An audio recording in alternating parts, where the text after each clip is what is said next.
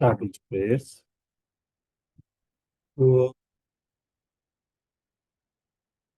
तिमिरान्धस्य ज्ञानाञ्जनाशलाकया चक्षुरोन्मिलितं येन तस्मै श्रीगुरवे नमः। श्रीचैतन्य मनोभीष्टं स्थापितं येन भूतले स्वयं रूपा तदा मह्यं ददाति स्वापदान्तिकम्।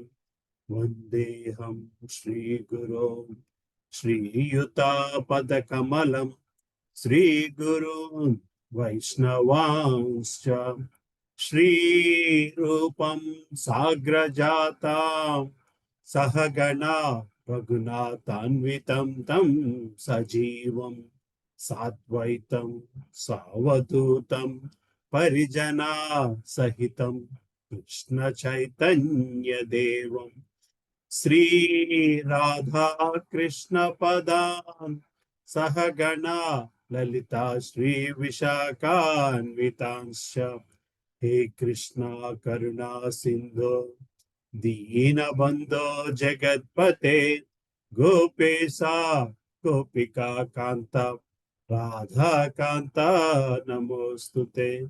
तप्त कांचना गौरांगी राधे वृंदावनेश्वरी वृषभानुस्तुते देवी प्रणमामि हरिप्रिये। वाञ्छाकल्पतरुभ्यश्च कृपा सिन्धुभ्य एव च पतितानां पावनेभ्यो वैष्णवेभ्यो नमो नमः। जय श्री कृष्णा चैतन्य प्रभु नित्यानंद श्री अद्वैता गदाधर श्रीवासादि गौर भक्त वृंद। हरे कृष्णा कृष्णा कृष्णा हरे हरे, हरे रामा राम राम हरे हरे। ओम नमो भगवते वासुदेवाय। ओम नमो भगवते वासुदेवाय। ओम नमो भगवते वासुदेवाय। नारायणं नमस्कृत्यं नरं चैव नरोत्तमं देवीं सरस्वतीं व्यासं ततो जयमुदीरयेत्।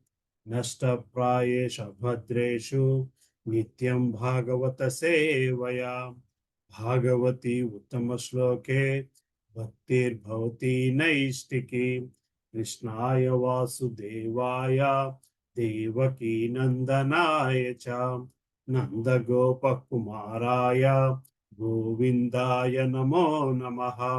नमो महावधन्याय कृष्णप्रेमप्रदायते कृष्णाय कृष्णचैतन्य नाम्ने गौरत्विषे नमः। नमः पङ्कजनाभाय नमः पङ्कजमालिने नमः पङ्कजनेत्राय नमस्ते पङ्कजाङ्ग्रये। नमो ब्रह्मण्याय देवाय गो ब्राह्मण्याय हिताय च जगद्हिताय कृष्णाय गोविन्दाय नमो नमः। नमः ॐ विष्णुपदाय कृष्णपृष्ठाय भूतले श्रीमते भक्तिवेदान्ता स्वामिनिति नामिने।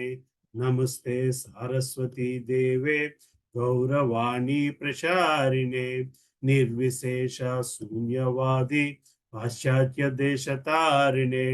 जय श्री कृष्ण चैतन्य प्रभु नित्यानंद श्री अद्वैत गदाधर श्रीवासादि गौर भक्त वृंद। हरे कृष्णा कृष्णा कृष्णा हरे हरे, हरे Rama Ram Ram Hare Hare.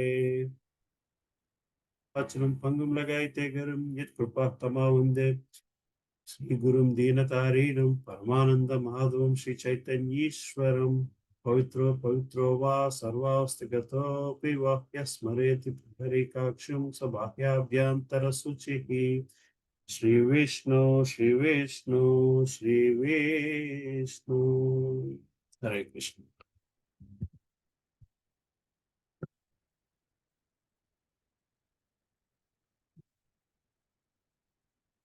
So where are we? Hare Krishna.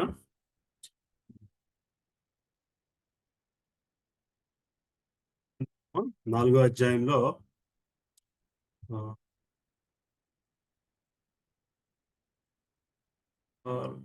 25వ శ్లోకం దగ్గర ఉన్నాం. అర్పణం బ్రహ్మాండం.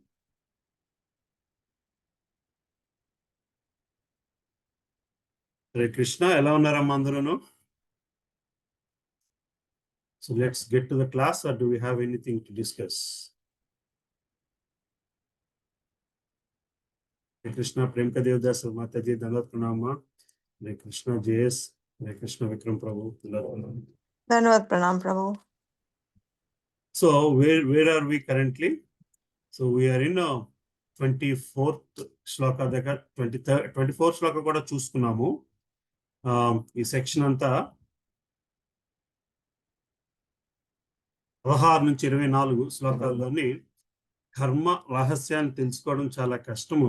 కర్మలో అకర్మని చూసుకుని దానివల్ల బంధం పొందని బద్ధుడు కాని మానవుడిని లక్షణాలు ఏంటో చూసాము. సో 24వ శ్లోకం కూడా చూసాము. But let's quickly go through it.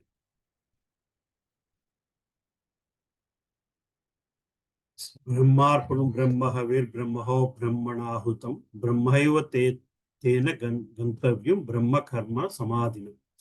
Krishna చైతన్యం నందు సంపూర్ణముగా నిమగ్నుడైన మానవుడు భగవద్ధామం నిస్సందేహంగా పొంది తీరును. స్వీకరించినది మరియు అర్పింపబడినది అను రెండును బ్రహ్మమైనటువంటి ఆధ్యాత్మిక కర్మల యందు అతడు పూర్తిగా తత్పరుడై ఉండిటియే అందులోకి కారణం. శ్లోక చూస్తే మనకి బ్రహ్మం అన్న పదం 6 సార్లు వస్తుంది ఇంచుమించుగా. ఫస్ట్ లైన్ లో 2 సార్లు, రెండో దాంట్లో 2 సార్లు, మళ్ళీ మూడో దాంట్లో ఒకసారి, నాలుగో దాంట్లో ఒకసారి. బ్రహ్మము అంటే ఇక్కడ ఆధ్యాత్మిక స్వభావం కలదు. అర్పణం అంటే అర్పించడం. మళ్ళీ రెండో బ్రహ్మం అంటే మళ్ళీ ఇక్కడ బ్రహ్మము అంటే భగవత్ ఆధ్యాత్మికంగా సంబంధించి. అంటే ఇక్కడ కృష్ణ పరమాత్ములు సాక్రిఫైస్ గురించి మాట్లాడుతున్నారు. రైట్? సాక్రిఫైస్ అనే పదం కూడా మనం లాస్ట్ టైం డిస్కస్ చేసాం. సాక్రిఫైస్ అంటే, సాక్రిఫైస్ కి రూట్ వర్డ్ సేక్రెడ్. సో ఆ సేక్రెడ్నెస్ లేనిదే సాక్రిఫైస్ అన్న తత్వమే లేదు. ఆ సేక్రెడ్నెస్ లేనిదే సాక్రిఫైస్ అన్న పదకి తత్వమే లేదు. ఇది అర్థం ఉండదు. అంటే కర్మకి సాక్రిఫైస్ కి ఉన్న రిలేషన్ మనం చూడాలి. ఈ పర్టికులర్ చాప్టర్ లోని చేసే పనిలోని ఆ సేక్రెడ్నెస్ రావాలి. A person who is fully absorbed in Krishna consciousness is sure to attain the spiritual kingdom because of his full contribution to spiritual activities. So చేసే కార్యక్రమంలోని ఇక్కడ మనం ఈ సెక్షన్ అంతా కూడా యజ్ఞం గురించి మాట్లాడుకుంటున్నాం. యజ్ఞం అంటే సాక్రిఫైస్ అంటే మళ్ళీ అందులో సేక్రెడ్నెస్ కావాలి. కర్మ సిద్ధాంతం చెప్పుకొస్తూ కర్మ జ్ఞానం గురించి మాట్లాడుతూ భగవంతుడు ఇక్కడ మనకి యజ్ఞతత్వాన్ని చెప్పుకొస్తున్నారు. ఏమిటి యజ్ఞం చేయాలి, ఏమిటి సాక్రిఫైస్ చేయాలి. సో నెక్స్ట్ సెక్షన్కి వచ్చేసరికి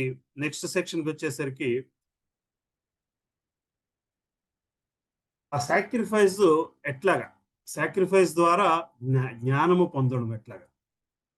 సో ఇక్కడ సాక్రిఫైస్ అంటే మళ్ళీ కార్యం చెయ్యిందే జ్ఞానము కూడా రాదు. కార్యము చేయిందే జ్ఞానము కూడా.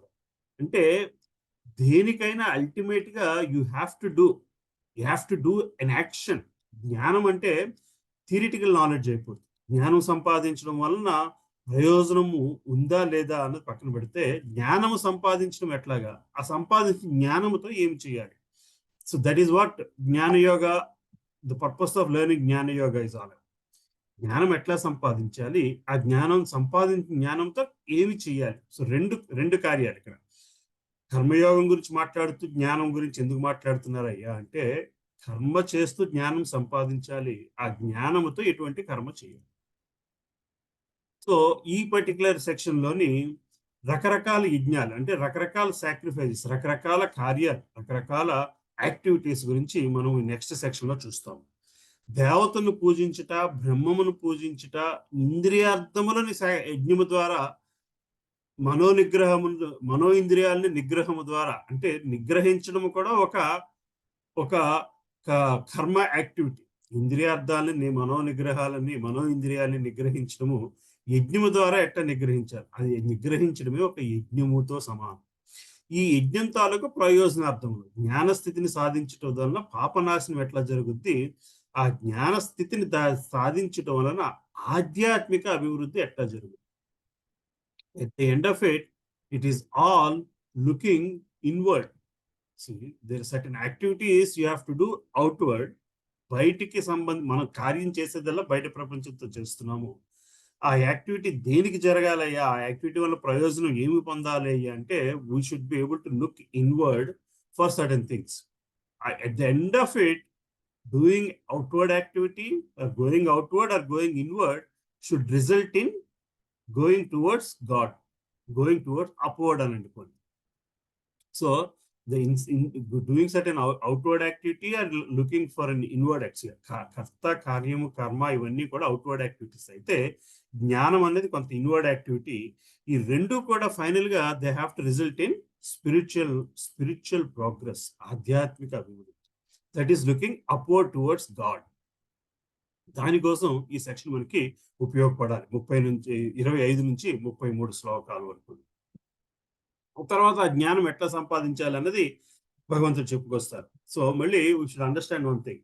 మనకి భగవద్గీతలోని ఆఖరి శ్లోకాలకు వచ్చేసరికి 18 అధ్యాయానికి వచ్చేసరికి సర్వధర్మాన్ పరిత్యజ్య మామేకం శరణం వ్రజ, అంటే అన్ని ధర్మాల్ని పక్కన పెట్టి నాకు సరెండర్ అవ్వు. మరి ఏ ధర్మాల గురించి భగవంతుడు మాట్లాడుతున్నారు అంటే ఆ ధర్మాలన్నీ మనం ఇక్కడ చూస్తున్నాం.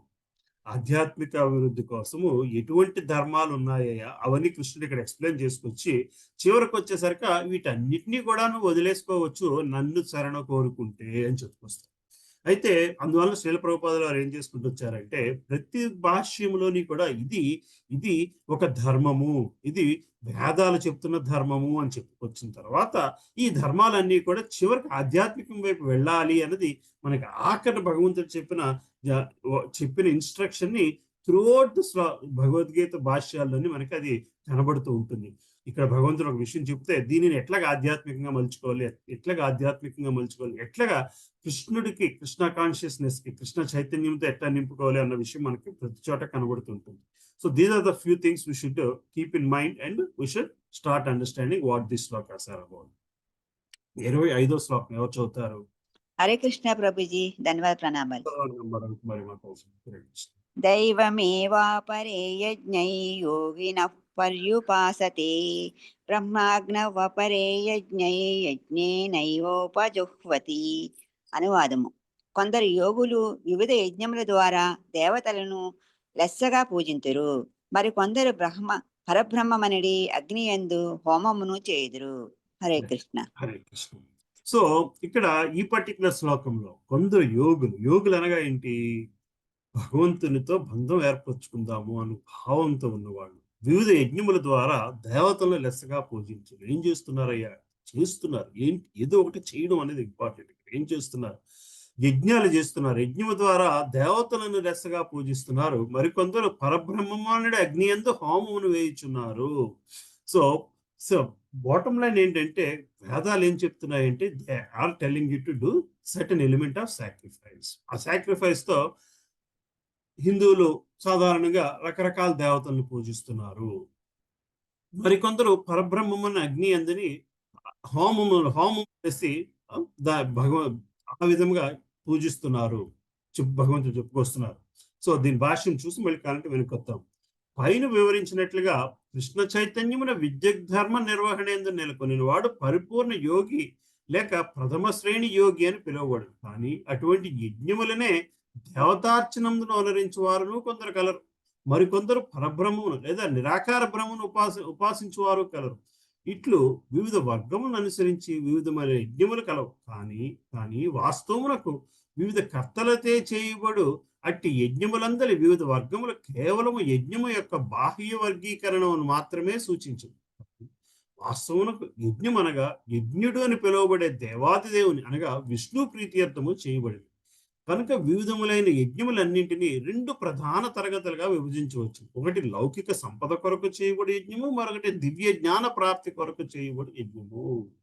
సో మనము చేసే యజ్ఞములో అంటే మనం చేసే ఆస్టరిటీలో మనం చేసే సాక్రిఫైస్ లోని జనరల్ గా జనాలు 2 విధాలుగా చేస్తున్నారయ్యా. ఒకటి దేవతల కోసం చేస్తుంటే, రెండోది నిరాకార బ్రహ్మం కోసం చేస్తున్నారు. కానీ కృష్ణ చైతన్యవంతుడు దేవాదేవుని సంతృప్తి పరచుటకై భౌతిక వస్తువులన్నింటినీ త్యజించదు.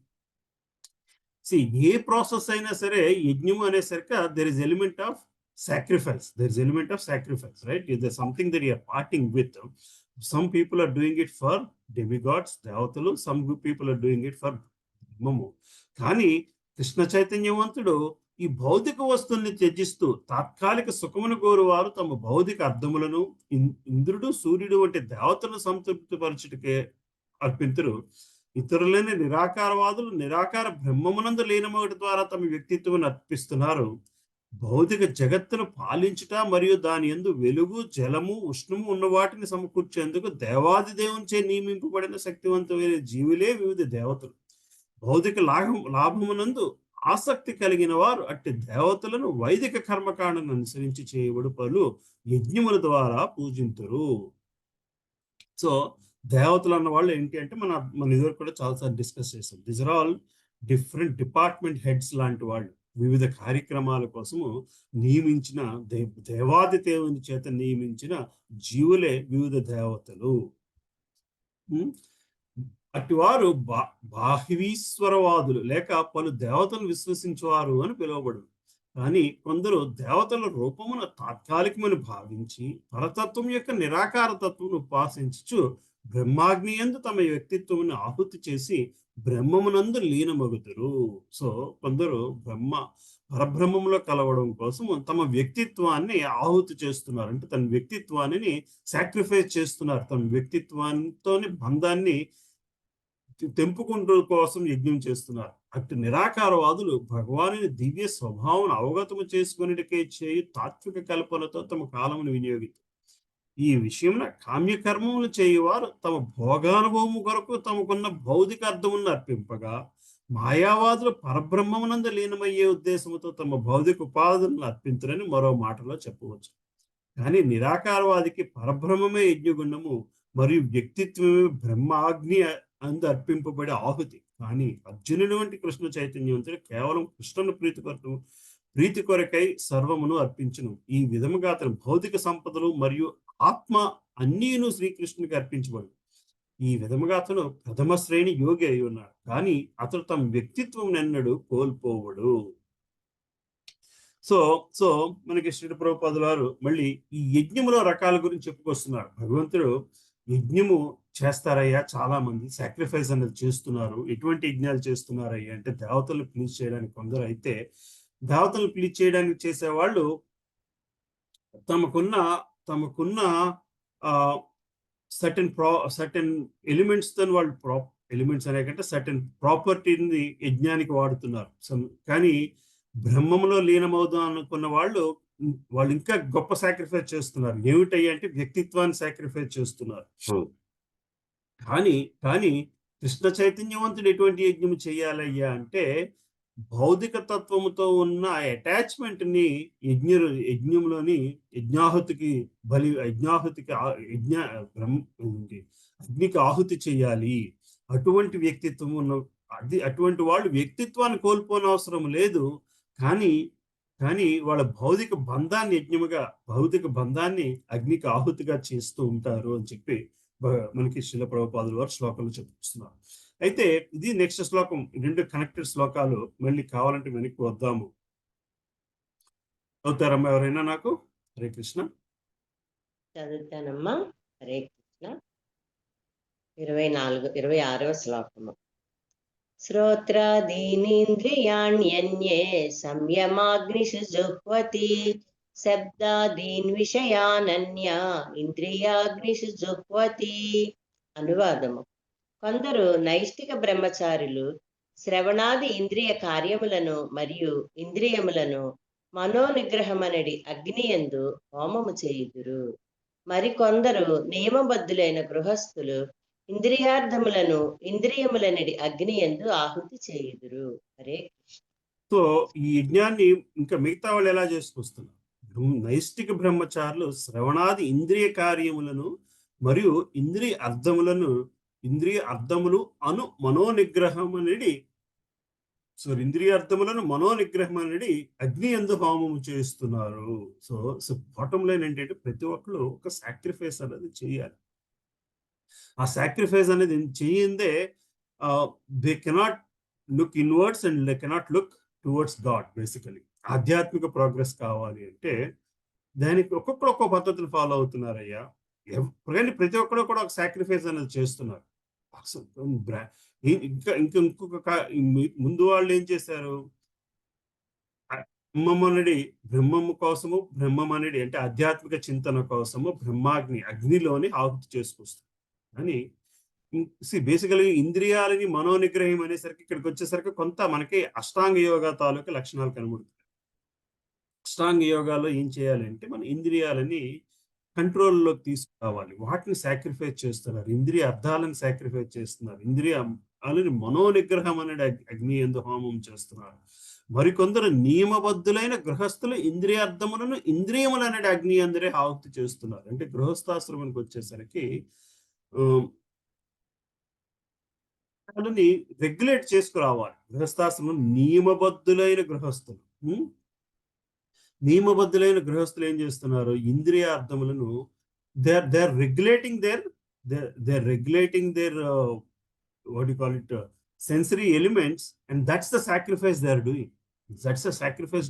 గృహస్థాశ్రమంలో ఉన్నప్పుడు you are bound to depend on only one person for your bodily needs, not depending on multiple people on your bodily needs is the sacrifice that you are doing basically, right? దీని భాషను కూడా చూసుకుని వెళ్ళి వద్దాం కావాలంటే.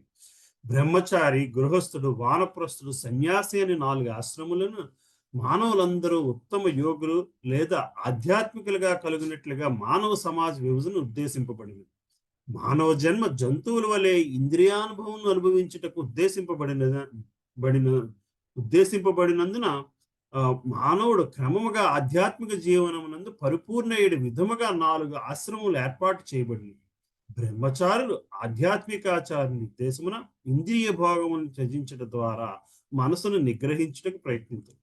శ్రవణం అన్నది అవగాహన కొరకు మూల సూత్రమైనందున బ్రహ్మచారి కేవలము కృష్ణ చైతన్యమునకు సంబంధించిన వచనములు మాత్రమే శ్రవణము చేయి. సో మనకి మొదటి వర్డింగ్ ఏం చెప్పారు? నైష్టిక బ్రహ్మచారులు శ్రవణాది ఇంద్రియ కార్యములను అగ్ని యందు హోమము చేస్తున్నారు. అంటే ఏది పడితే అది వినకుండా మనం చెవులు మూసుకోలేము. ఓకే, ఏదైనా కన్ను మూసుకోవచ్చు కానీ చెవి అయితే మూయలేము. నోరు మూసుకోవచ్చు కానీ చెవి మూయలేము. కానీ ఆ చెవితోని ఏం చేస్తున్నారు? నైష్టిక బ్రహ్మచారులు వారి ఆధ్యాత్మిక ఆచార్యులు నిర్దేశానుసారము ఏది పడితే అది వినకుండా అన్న సాక్రిఫైస్ చేస్తున్నారు. శ్రవణం అనేది అవగాహన కొరకు మూల సూత్రమైనందున బ్రహ్మచారి కేవలం కృష్ణ చైతన్యములకు సంబంధించిన వచనములు మాత్రమే శ్రవణం చేయాలి. అనగా అతడు శ్రీకృష్ణ భగవాని లీలల శ్రవణ కీర్తనమునందు పూర్తిగా నిమగ్నులై ఉండు. హరిర్నామాను కీర్తనం బేసికల్గా అతడు తన శ్రవణమును హరే కృష్ణ అను దివ్య శబ్ద తరంగముల శ్రవణమునందిని వినియోగించడం ద్వారా భౌతిక ధ్వని తరంగము నుంచి తాను నిగ్రహించుకొనెను. అట్లే ఇంద్రియ తృప్తి కొరకు కొంతవరకు అనుమతింపబడినట్టు గృహస్థులు కూడా అట్టి అనుమతిని అత్యంత నిగ్రహంతో నిర్వహిస్తారు. మైదున భాగము, మత్తు పదార్థములు సేవించుట, మాంసభక్షణము అనునవి మానవ సంఘము యొక్క సాధారణ స్వభావం. కానీ నియమబద్ధుడైన గృహస్థుడు నియంత్రణ లేని మైదున భాగమునందు కానీ ఇతర ఇంద్రియ భోగములందు కానీ నిమగ్నుడు కాడు. సో నియమబద్ధుడైన గృహస్థుడు నియంత్రణ లేని మైదున భోగము అందు కానీ ఇతర ఇంద్రియ భోగములందు కానీ నిమగ్నుడు కాడు. సో గృహస్థాశ్రమం అన్నది ఒక రకమైన సాక్రిఫైస్. గృహస్థాశ్రమంలో ఎందుకంటే దెన్ ఇట్ హెల్ప్స్ యూ. గృహస్థాశ్రమం మన ఇంద్రియాలను రెగ్యులేట్ చేయడానికి హెల్ప్ చేయగలగాలి. కనుక మైథున జీవితమును నియంత్రింపగలిగేది నియంత్రించగలిగేది ధర్మసమ్మతమైన వివాహము నాగరిక సమాజం అంతటా ప్రచారంలో ఉంది. నియమబద్ధుడైన గృహస్థుడు ఉన్నతమైన ఆధ్యాత్మిక జీవితము కొరకు తన సాధారణ స్వభావమైన ఇంద్రియ తృప్తిని చదించుచున్నందున అది నియమితమైన అనాసక్తితో కూడిన ఈ సంభోగ జీవనము కూడా ఒక విధమైన యజ్ఞముగానే పరిగణింపబడును. సో ఈ 2 శ్లోకాల్లోని భగవంతుడు రకరకాల యజ్ఞాల గురించి చెప్పుకొస్తున్నారు. ఇటువంటి sacrifice human beings are doing basically. కొంతమంది ఫిజికల్ గా యజ్ఞం రూపంలోని దేవతలని మెప్పు పొందడానికి యజ్ఞములు చేస్తున్నారు. మనకి వేదాలన్నీ కూడా అదే చెప్తున్నాయి. కొంతమంది పరబ్రహ్మము లోని లీనమవ్వడం కోసము తమ వ్యక్తిత్వాన్ని యజ్ఞ రూపంలోని సాక్రిఫైస్ చేయగా, సో బ్రహ్మచారులు ఏం చేస్తున్నారయ్యా అంటే ఇంద్రియాలని శ్రోతేంద్రియాలని అంటే శ్రవణ విధానాన్ని, శ్రవణ ఇంద్రియాలని అన్య అంటే ఇతరులు మిగతా వాటిని వినకుండా నిగ్రహించుకునే అగ్నితోని సాక్రిఫైస్ చేస్తూ ఉండగా గృహస్థ ధర్మాన్ని పాటిస్తూ ఇంద్రియాలని రెగ్యులేట్ చేసుకుంటూ సాక్రిఫైస్ చేసుకొస్తున్నారు. అంటే సాక్రిఫైస్ చేయిందే రిజల్ట్ అన్నది లేదు. అంటే కర్మ సెక్షన్ గురించి మాట్లాడుకుంటున్నాము. ఎటువంటి కర్మని చేయాలి, కర్మని ఎటువైపు మలుచుకోవాలి అన్నది మనకి ఇక్కడ భగవంతుడు చెప్పుకొస్తున్నారు. యజ్ఞ రూపంలోని కర్మ ఎట్లాగా నియంత్రింపబడుతుంది, ఇంద్రియాలను నియంత్రించే యజ్ఞం ఎట్లా చేయాలి, రైట్? సో ఇవంతా కర్మకు సంబంధించిన విషయాలైతే 27వ శ్లోకానికి వచ్చేసరికి కొంతవరకు జ్ఞానము, నెక్స్ట్ అష్టాంగ యోగ విధానాలు చెప్పుకొస్తూ ఉంటారు. హరే కృష్ణ. చదవండి, నెక్స్ట్ చదువుతారు ఎవరైనా? హరే కృష్ణ ప్రభుజీ, నేను చదువుతా ప్రభుజీ. చదవండి అమ్మా. సర్వాణీంద్రియ కర్మాణి ప్రాణకర్మాణి చాపరే ఆత్మ సంయమ యోగాగ్నౌ జుహ్వతి జ్ఞాన దీపితే. మనసును, ఇంద్రియాలను నిగ్రహించడం ద్వారా ఆత్మానుభూతిని సాధించడంలో ఇష్టము కలిగిన కొందరు సమస్తేంద్రియ కార్యాలను, ప్రాణవాయువు కార్యాలను మనోనిగ్రహం అనే అగ్నిలో ఆహుతి చేస్తారు. Thank you Prabhuji. Hare Krishna. So ఇంద్రియ మనోనిగ్రహముల ద్వారా ఆత్మానుభవమును సంపాదించడం యందు ఆసక్తి గలవారు అంటే మళ్ళీ ఇంద్రియ మనోనిగ్రహముల గురించి మనకు చెప్పుకొచ్చారు. కానీ దీని ద్వారా ఏమి చెయ్యాలయ్యా అంటే ఆత్మానుభవం సంపాదించడం కోసమే వాటిని ఉపయోగించాడు బేసికల్ గా. ఆసక్తి కలవారు కొందరు ఇంద్రియ కర్మలను మరియు ప్రాణవాయు కర్మలను మనోనియమనడి అగ్ని యందు ఆహుతిగా అర్పిస్తారు. సో ఇదంతా ఏంటి, మళ్ళీ ప్రాణవాయు కర్మలు అనేసరికి యోగా విధానం మనకి ఏం చేయాలి అంటే ప్రాణవాయువుని ఎట్లా నియంత్రించాలో నేర్పగలగాలి. దాని ద్వారా ఏం చేయగలగాలి, ఆత్మానుభవం సంపాదించగలగాలి. సో ఇది కూడా ఒక రకమైన సాక్రిఫైస్ బేసికల్ గా. సో చూద్దాం. ఇందులో పతంజలి చే ప్రతిపాదించిన యోగ పద్ధతిని సూచించబడింది. పతంజలి యోగ సూత్రములందు ఆత్మ ప్రత్యాగాత్మగా మరియు పరాగాత్మగా చెప్పబడింది. ఆత్మ 2 లక్షణాలు ఏంటి, ఒకటి ప్రత్యాగాత్మ, 2 పరాగాత్మ. పర అంటే అవుట్ సైడ్, బేసికల్ గా సంథింగ్ ఎల్స్.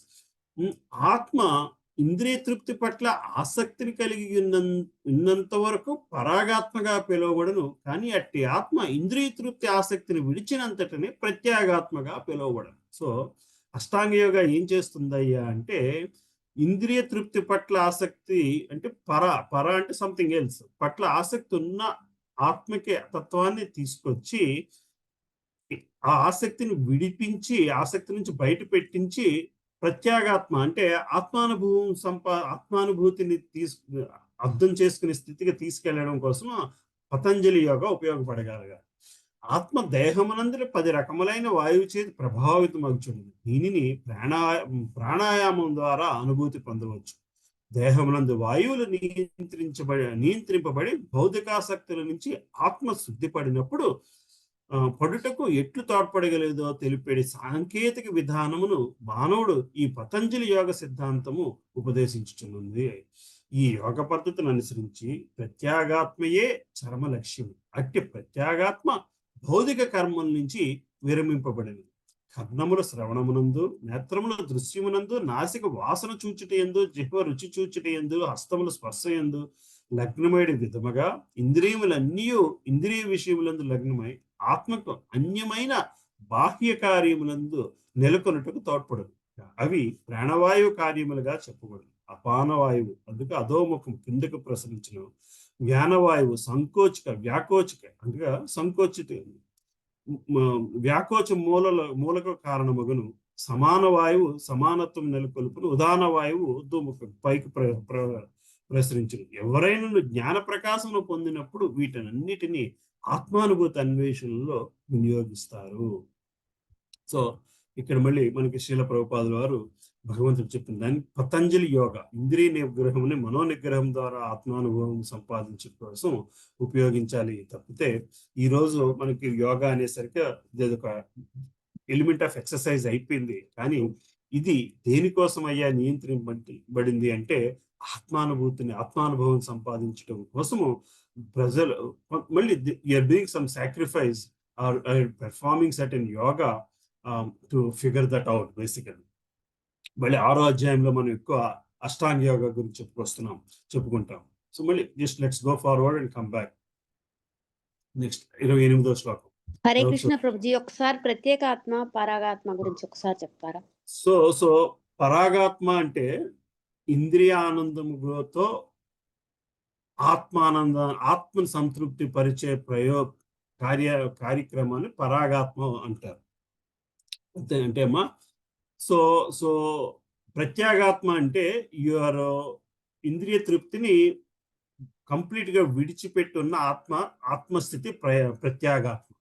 పరాగ అంటే సంథింగ్ పరమైనది, మనది కానిది, దాని సంథింగ్ ఎల్స్ బేసికలీ, రైట్? ఆత్మ తాలూకు నిజతత్వము భగవంతునితో బంధం ఏర్పరచుకోవడం. అది ఎక్కడి నుంచి వస్తుందంటే ముందు ఆత్మానుభవంతో వస్తున్నది. ఆత్మానుభవం పొందడం కోసము ఈ ఎక్సర్సైజెస్ ని వాడతారు. ఏంటి? ప్రాణాయామము ఎక్సర్సైజ్. ప్రాణాయామం ద్వారా ఈ ఇంద్రియాలని ఇన్వర్డ్ గా తీసుకెళ్ళడానికి ఉపయోగిస్తారు. అంటే ఇంద్రియానందాలని ఎక్స్టర్నల్ ఎలిమెంట్స్ ని కట్ చేస్తూ, మీరు అష్టాంగ యోగాలో చూస్తే మీకు యమ నియమ ఇవన్నీ విధానాలు ఉంటాయి కదమ్మా, 8 పద్ధతులను. అందులో మొదటి పద్ధతి ఏమి చేయాలి, రెండోది ఏమి చెయ్యకూడదు, నియమాలు ఏమిటి, ఈ పద్ధతులు ఫాలో అవడం వల్ల ఏం జరుగుద్ది అంటే ఇంద్రియాలు బయట వస్తువుతోని ఆనందం పొందే, అంటే కళ్ళు ఏదో చూస్తూ బయటదేదో చూస్తూ ఆనందం పొందే స్థితిలోంచి కళ్ళు మూసుకుని ఎక్సర్సైజ్ యోగా చేస్తూ కూర్చుంటే, ధ్యానం చేస్తూ కూర్చుంటే అది లోపల ఆత్మానుభవ ఆనందం కోసం ప్రాకులాడుతుంది. అట్లాగా ఆనందం పొందే ఆత్మ ప్రత్యాగాత్మ కాగా, ఇంద్రియ వస్తువులతో ఆనందం పొందే స్థితిని పరాగాత్మ అంటున్నారు. అంటే మళ్ళీ ఇక్కడ ఆత్మ అన్న పదము సటిల్ ఎలిమెంట్ ని సూచిస్తూ, సూక్ష్మ శరీరాన్ని సూచిస్తూ ఆత్మ అన్న పదం వాడబడింది. అంటే మనసు, బుద్ధి, అహంకారము ఈ మూడు దేనిని బట్టి నిర్దేశించబడతాయి అంటే ఇంద్రియాలు, ఆ మూడిటికి ఇంటర్ఫేస్ ఇంద్రియాలే. ఇంద్రియాల ద్వారా కమ్యూనికేట్ చేస్తున్నాయి, ఇంద్రియాల ద్వారా అవి నేర్చుకుంటున్నాయి, ఇంద్రియాల ద్వారా అవి నేర్చుకునేవి బయట వాళ్ళకి బయట కార్యం ద్వారా చేస్తున్నది, ఇన్స్ట్రక్షన్ ఇస్తుంది, కాలికి ఇన్స్ట్రక్షన్ ఇస్తుంది, చేతికి ఇన్స్ట్రక్షన్ ఇస్తుంది. ఇవన్నిటిని మన కంట్రోల్లోకి తీసుకురావడానికి అష్టాంగ యోగా వాడుతున్నప్పుడు ఆత్మని ప్రత్యాగాత్మ అంటున్నారు. అంటే సూక్ష్మ శరీరము ఆత్మకి చాలా దగ్గరగా ఉండే స్థితిని మాట. రైట్? అర్థమవుతుందమ్మా? ఓకే 28 చదువుతారా? చదువుతాను ప్రభుజీ. ద్రవ్యయజ్ఞాస్తపో యజ్ఞ యోగయజ్ఞాస్తథా పరే స్వాధ్యాయజ్ఞానయజ్ఞాశ్చ యతయః సంసితవ్రతాః.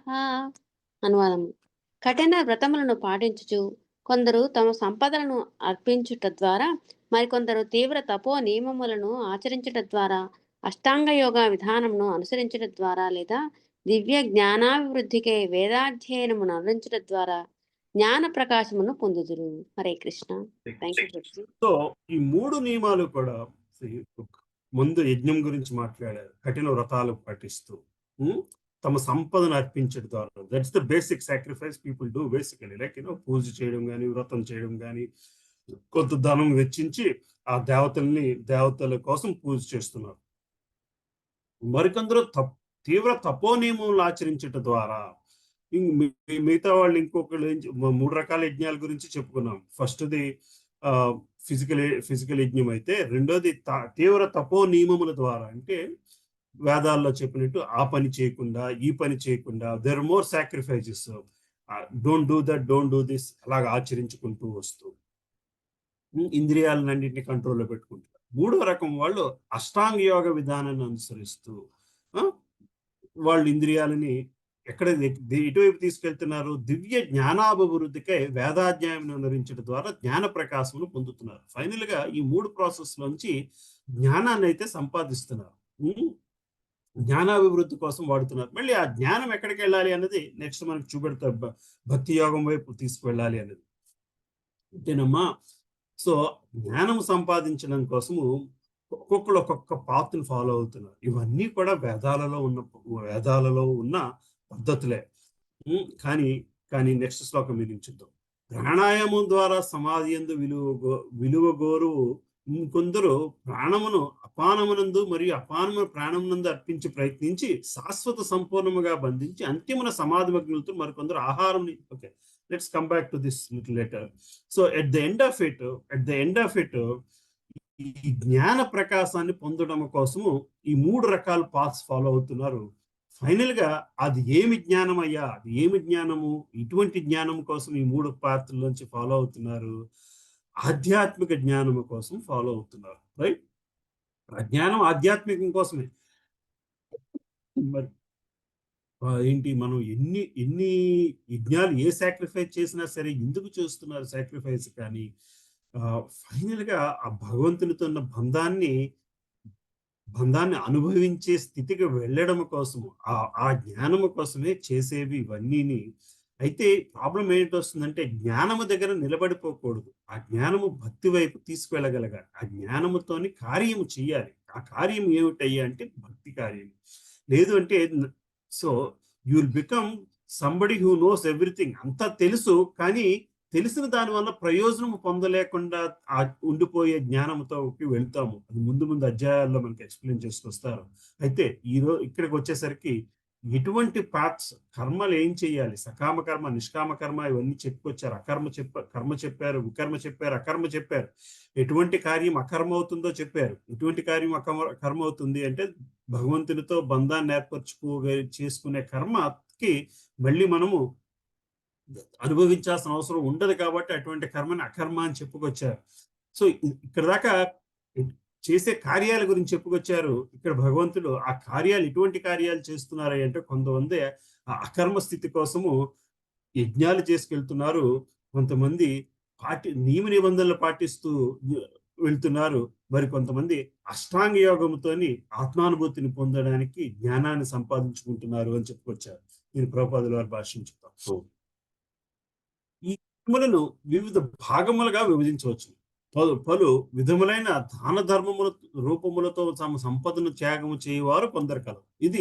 ఈ దాన ధర్మ సంపద రూపంతో యజ్ఞము చేయడం అంటే దేవతల్ని పిలిచి చేసే యజ్ఞంతో సమానంగా చెప్పుకొస్తున్నారు. భారతదేశమునందు ధనికులైన వర్తకులు లేదా రాజవంశీయులు ధర్మశాలలు, అన్నక్షేత్రములు, అతిథిశాలలు, అనాథాలయములు, విద్యాపీఠములు వంటి పలు విధములైన ధార్మిక సంస్థలను స్థాపించుచుండ్రు.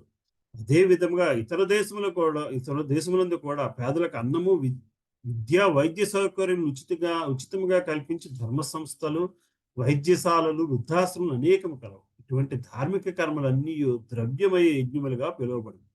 మరి కొందరు ఉన్నత జీవన ప్రాప్తి కొరకు లేదా ఉన్నత లోకమును ఉద్ధరింపబడుట కొరకు చంద్రాయనము మరియు చాతుర్మాసం వంటి పలు రకములైన కఠిన వ్రత నియమములను తపస్సులను స్వచ్ఛందముగా స్వీకరించారు. ఈ విధములందరూ నియమ నిబంధనలతో కూడిన జీవితం గడుపుట కొరకు తీవ్రమగు తీవ్ర వ్రతములను అవలంబవలసి వచ్చింది. ఉదాహరణకు చాతుర్మాస దేశంలో మానవుడు 4 నెలలు జూలై నుండి అక్టోబర్ వరకు గెడ్డమును తొలగించుకున్నారు. అన్ని రకములైన ఆహార పదార్థాలు భుజింపక ఏకభక్త ముందును.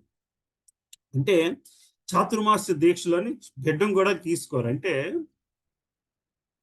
They are becoming less bodily conscious. Basically గెడ్డం తీసుకోకపోవడం అంటే గెడ్డం పెంచుకుని మళ్ళీ అదొక రకమైన స్టైల్ తీసుకొద్దామని కాదు.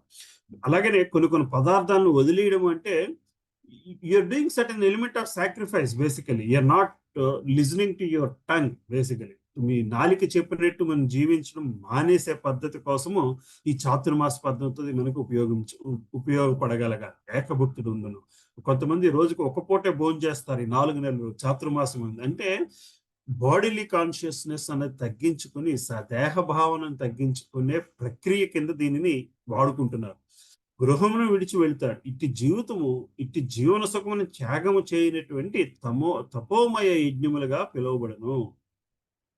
ఇది ఒక రకమైన యజ్ఞం. అయితే ఇంకనూ మరి కొందరు బ్రహ్మమునందు లీనముకు కాగోరి పతంజలి యోగ విధానమును గాని హఠయోగము లేదా అష్టాంగ యోగమునందు సిద్ధులను కోరి నెలకొని ఉందరు. మరికొందరు వివిధములైన తీర్థయాత్ర ప్రదేశములను దర్శించరు. ఈ అభ్యాసములన్నీ భౌతిక ప్రపంచమునందు ఏదియో ఒక స్థితిని కోరి చేయబడి యోగ యజ్ఞములుగా మరికొందరు యోగ యజ్ఞములు. మరికొందరు ఉపనిషత్తులు వేదాంత సూత్రములు వంటి వేద శాస్త్రమును లేదా సాంఖ్య జ్ఞానమును అధ్యయనము చేయటం ఎందు నెలకొంది. అవన్నీ కూడా స్వాధ్యాయ యజ్ఞములు లేక అధ్యయన యజ్ఞములు ఎందు నెలకొనట అనబడింది. ఈ విధముగా యోగులందరూ అనేక రకమైన యజ్ఞములందు శ్రద్ధగా నెలకొని ఉన్నత జీవన స్థితి కొరకై అన్వేషిస్తున్నారు. అని ఇవన్నీ ఎందుకు చేస్తున్నారు? ఇంకొక గొప్ప స్థితి, జీవిత స్థితి ఇంకొంచెం మెరుగుపరుచుకోవాలనే కదా. కానీ భగవానుడు ప్రత్యక్ష సేవ అయినందున కృష్ణ చైతన్యం అనేది వీటికి భిన్నమైనది. దీనిని పైన తెలుపబడిన ఏ విధమైన యజ్ఞముల చేతను పొందజాలరు. కేవలం భగవానుని మరియు అతని ప్రామాణిక భక్తుల కృప చేతనే దాన్ని పొందవచ్చును. అందుచే కృష్ణ చైతన్యము దివ్యమైనది. అయితే ఈ యజ్ఞాలన్నీ కూడా ఎందుకు చేస్తున్నారయ్యా అంటే జీవన స్థితిని మెరుగుపరచుకోవడం కోసము. జీవన స్థితిని మెరుగుపరచుకోవడము అంటే ఆధ్యాత్మిక స్థితిలో మాత్రమే జీవన స్థితి మెరుగుపడుతుంది. అది మనం గ్రహించాల్సిన విషయం.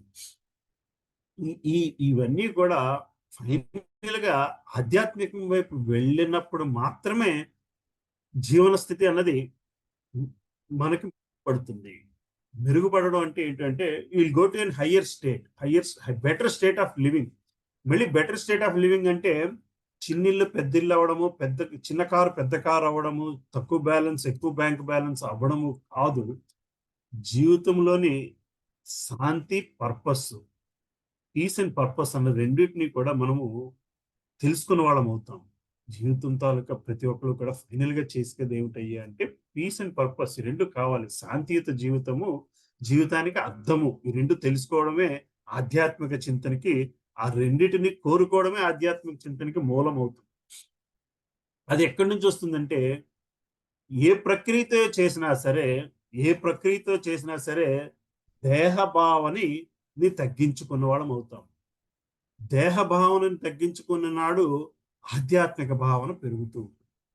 ఆధ్యాత్మిక చింతన వైపు వెళ్ళాలి అన్న భావన వస్తుంది. రైట్? దీనినే మనం మిథ్యాహంకారము అంటాం. రైట్? మిథ్యాహంకారం. అహంకారం అంటే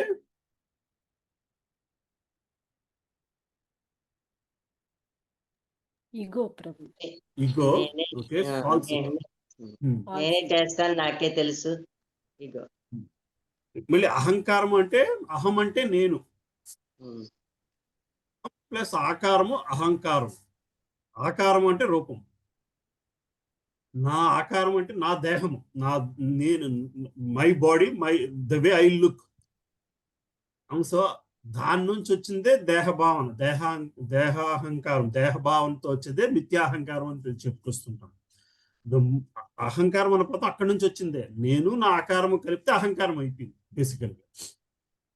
సో ఆ దేహభావనని తగ్గించుకోవడం కోసము కర్మ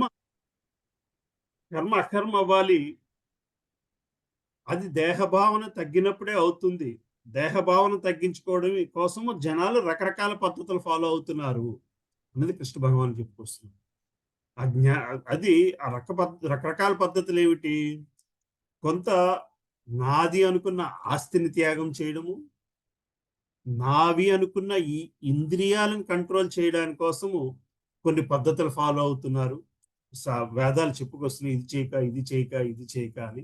అష్టాంగ యోగ పద్ధతి ద్వారాను దేహభావనను తగ్గించుకొని ఆత్మానుభూతిని పొందడము, ఇవన్నీ కూడా డిఫరెంట్. ఇవన్నీ రకరకాల జ్ఞానాలు, రకరకాల పద్ధతులు, రకరకాల నాలెడ్జ్, డిఫరెంట్ నాలెడ్జ్ ప్రాసెస్ తోని ఈ దేహభావనను తగ్గించుకుని ఆత్మానుభూతిని పొందడానికి ఉపయోగించుకుంటున్నారు. ఆత్మానుభూతిని పొందడం వలన they are doing better things in life. ఎందుకు బెటర్ థింగ్స్ చేయాలి? అప్పుడే, ఎందుకంటే కర్మ చేయకుండా జీవించలేము. కర్మ అకర్మ అవ్వాలి. కర్మ అకర్మ అవ్వాలంటే ఎటువంటి జ్ఞానం ఉండాలి కోసము ఒక్కొక్కరు ఒక్కొక్క పద్ధతిని ఫాలో అవుతున్నారు అని చెప్పి కృష్ణ భగవాన్ చెప్పుకొస్తున్నారు. రైట్, ఇక్కడ దాకా అర్థమైందమ్మా? సో ఈ సెక్షన్ అంతా కూడా ఈ సాక్రిఫైస్ గురించి చెప్పుకొస్తున్నారు. సాక్రిఫైస్ కి కర్మకి ఉన్న కనెక్టివిటీ మనం గ్రహించగలగాలి. రైట్, 29వ శ్లోకం ఎవరు చదువుతారు? నేను చదవండి. చదువుతాను ప్రభుజీ. అపానే జుహ్వతి ప్రాణం ప్రాణే పానం తథా పరే ప్రాణాపానగతిరుద్ధ్వా ప్రాణాయామపరాయణాః అపరే నియతాహారాః ప్రాణాన్ ప్రాణేషు జుహ్వతి. అనువాదం: ప్రాణాయామము ద్వారా సమాధియందు నిలవగోరు ఇంకొందరు ప్రాణమును అపానమునందు మరియు అపానమును ప్రాణమునందు అర్పింప యత్నించి శ్వాసను సంపూర్ణముగా బంధించి అంత్యమున సమాధి మగ్నులగుదురు. మరికొందరు ఆహారమును నియంత్రించి ప్రాణవాయువునందే యజ్ఞముగా అర్పింతురు. హరే కృష్ణ. మళ్ళీ మనకి ఇంకా అష్టాంగ యోగాల పద్ధతులు చెప్పుకొస్తున్నారు. రైట్, ప్రాణాయామం ద్వారా సమాధి యందు నిలుపుని ప్రాణమును అపానమునందు మరియు అపానమును ప్రాణమునందు అర్పించి ప్రయత్నించి శ్వాసను సంపూర్ణముగా బంధించి అంత్యమున సమాధి మగ్నులు అవుతున్నారు. So to an extent where they are going, then they totally they become what you call it inward looking. Total ఇంకా బయట ఎక్స్టర్నల్ గా వచ్చే ఇన్ఫ్లుయెన్స్ అంతటిని కంప్లీట్ గా బంధించేసి ఈ సమాధి స్థితిలోని ఆత్మానుభూతిని పొందగలిగే స్థితికి వెళ్తున్నారు. మరికొందరు ఆహారం నియంత్రించే ప్రాణమునందే యజ్ఞముగా అర్పిస్తున్నారు. మళ్ళీ one should regulate his eating habits. ఆ విధంగా చేసుకుంటూ ఇన్వర్డ్ గా చూడగలుగుతున్నారు అనేది ఇక్కడ మనకి కృష్ణ భగవాన్ చెప్తున్నారు. శ్రీల ప్రభుపాదుల వారి భాష్యం చదువుతాం. శ్వాసను నియంత్రించినట్టు ఈ యోగా పద్ధతి ప్రాణాయామం అనబడును. ఈ యోగా పద్ధతి వివిధములైన ఆసనముల ద్వారా హఠయోగా పద్ధతి నందరి ప్రారంభ దశలో అభ్యసింపబడింది. ఇంద్రియ నిగ్రహం కొరకు మరియు ఆధ్యాత్మిక అనుభూతిని ఎందుకు పురోగతి సాధించడం కొరకు ఈ పద్ధతులన్నీ ఉద్దేశింపబడింది. ఈ అభ్యాసముల దేహమునందలి వాయు చలన మార్గములను నియంత్రించి వాటి విరుద్ధ దశలో ప్రసరింపచేయుట ఈ పద్ధతి యందు ప్రయత్నింపబడింది. అపాన వాయువు అనగా అధోముఖముగా క్రిందికి ప్రసరించగా ప్రాణవాయువు ఊర్ధ్వముఖము పైకి ప్రసరించు. ఈ రెండు వాయువులను విరుద్ధ దశల్లో ప్రసరింపగా చివరికి పూరక స్థితి ఎందు తటస్థమగినట్లు ప్రాణాయామ యోగి ప్రయత్నించు. ఉచ్ఛ్వాసనమును విశ్వాసమునందు అర్పించటానన్నది రేచకముగా పిలువబడింది. ప్రాణాపాన వాయువుల చలన సంపూర్ణముగా స్తంభించినప్పుడు యోగి కుంభక యోగమునందు ఉన్నట్లుగా చెప్పబడింది. అట్టి కుంభక యోగము ద్వారా ఆధ్యాత్మిక జీవన పరిపూర్ణత్వము కొరకై మానవుడు ఆయుర్వృద్ధిని సంపాదించవచ్చు. వివేకవంతుడైన యోగి మరొక జన్మకై వేచి ఉండక ఈ జన్మమునందే పరిపూర్ణత్వమును సాధించటి ఎందు ఆసక్తుడను. దాని కొరకై యోగి కుంభక యోగము ద్వారా జీవిత పరిమాణమును అనేక సంవత్సరములకు వృద్ధి చేసుకున్నాడు. కానీ కృష్ణ చైతన్యవంతుడు ఎల్లప్పుడూ కృష్ణ భగవాను దివ్య సేవ యందు నెలకొని ఉన్నందున సహజముగానే ఇంద్రియమును నియంత్రించిన వాడు.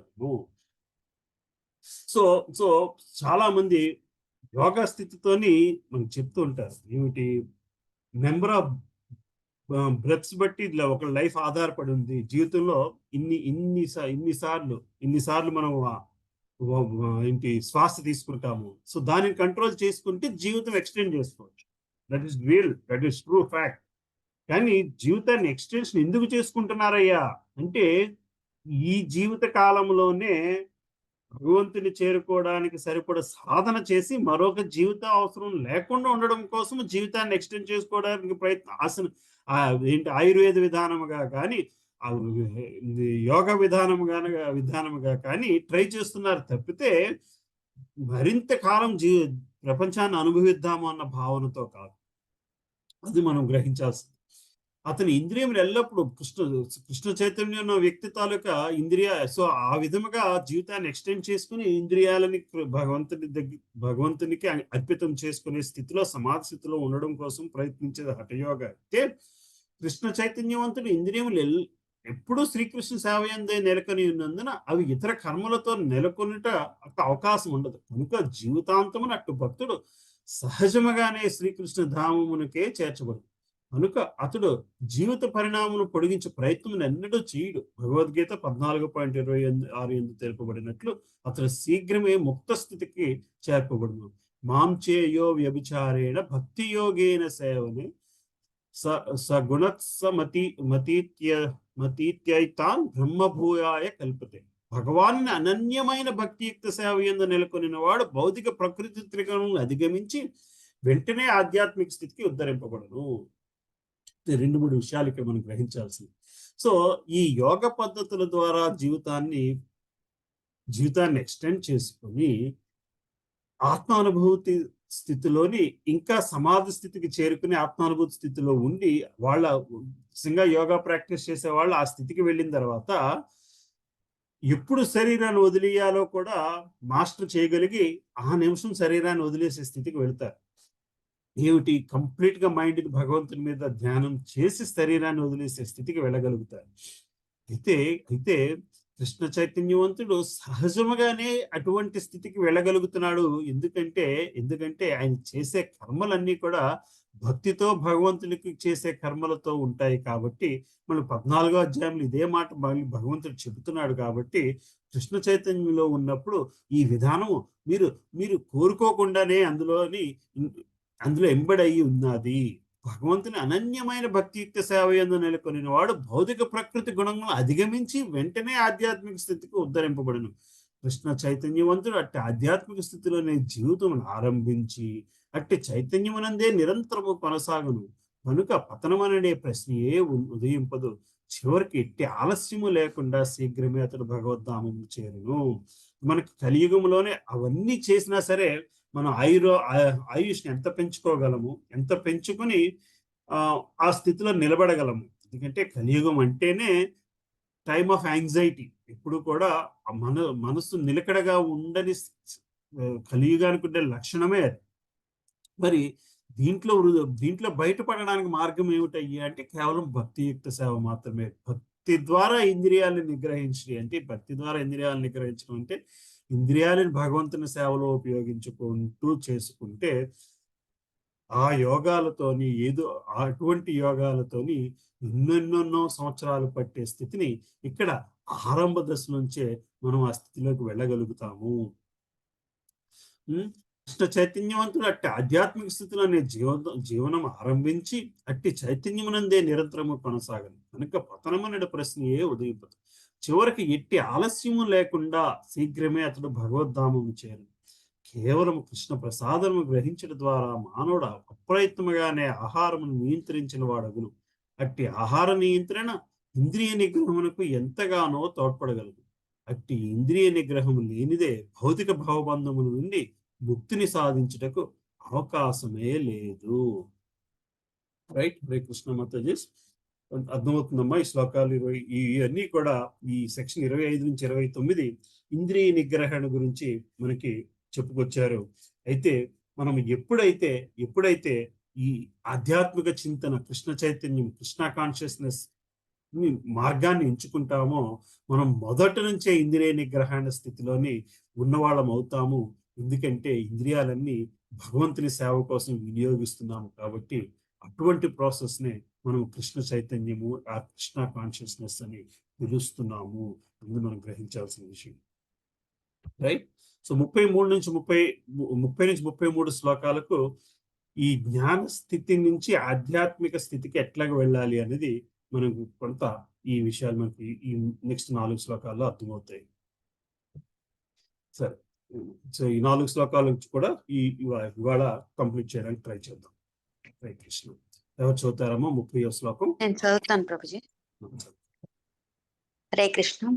సర్వేప్యేతే యజ్ఞవిదో యజ్ఞక్షపిత కల్మషాః యజ్ఞశిష్టామృత భుజో యాంతి బ్రహ్మ సనాతనం. అనువాదము. యజ్ఞ ప్రయోజనము నెరిగిన ఈ కర్తలందరూ పాప ఫలముల నుండి శుద్ధులగుదురు. అట్టి యజ్ఞ ఫలమనడి అమృతమును ఆస్వాదించిన వారు సనాతన ధామం వైపునకు పురోగమింతురు. హరే కృష్ణ.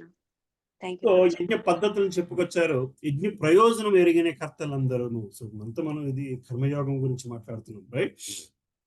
సో ఈ యజ్ఞ ప్రయోగం తెలుసుకున్న వాళ్ళందరూ కూడా అంటే సో ఈ యజ్ఞాల వలన జరిగే ప్రయోజనాన్ని మనం కూడా గ్రహించగలగాలి. సో జనరల్ గా ఏం చెప్తుంటాము, ఈ దానము చేయడం వల్ల పుణ్యం వస్తుంది. కానీ దానము చేయడం వల్ల పుణ్యము అంటే ఏంటి? శుద్ధి పడాలి, పాప ఫలము నుంచి శుద్ధి పొందాలి. అట్టి యజ్ఞ ఫలములని అమృతమును ఆస్వాదించిన వారు సనాతన ధామం వైపుకు పురోగమితురు. సో ఎప్పుడైతే ఆ యజ్ఞ ఫలాన్ని దీని గోల్ ఆఫ్ దిస్ సాక్రిఫైస్ మనం నలుగురికి దానం చేస్తే సో మానవ సేవ మాధవ సేవ ఎప్పుడవుతుంది? మానవ సేవ మాధవ సేవ ఎప్పుడవుతుంది? ఆ సాక్రిఫైస్ తాలూకు ప్రయోజనం ఏమిటి అంటే పాప ఫలముల నుంచి శుద్ధి పొందగలగాలి. ఎప్పుడైతే పాప ఫలం నుంచి శుద్ధి పొందగలుగుతున్నామో మాత్రమే అది ఆధ్యాత్మికతం అవుతుంది.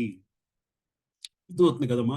లేకపోతే దానం చేసే దానిని సోషల్ మీడియా కోసం దానం చేసి అది పుణ్యం అవుతుందా అంటే పుణ్యం అవ్వదు. ఎందుకంటే ఈ ప్రాసెస్ లో ప్యూరిఫికేషన్ అన్నది జరగలేదు. ప్యూరిఫికేషన్ జరగని ఏ యజ్ఞమైనా సరే ప్రయోజనం ఉండదు. సో ఆ ప్యూరిఫికేషన్ కోసం యజ్ఞము చేస్తున్నాము అని గ్రహించగలిగిన నాడు మనము ఆధ్యాత్మికం వైపు వెళుతాము. At the end of it ఆ ప్యూరిఫికేషన్ జరగాలి.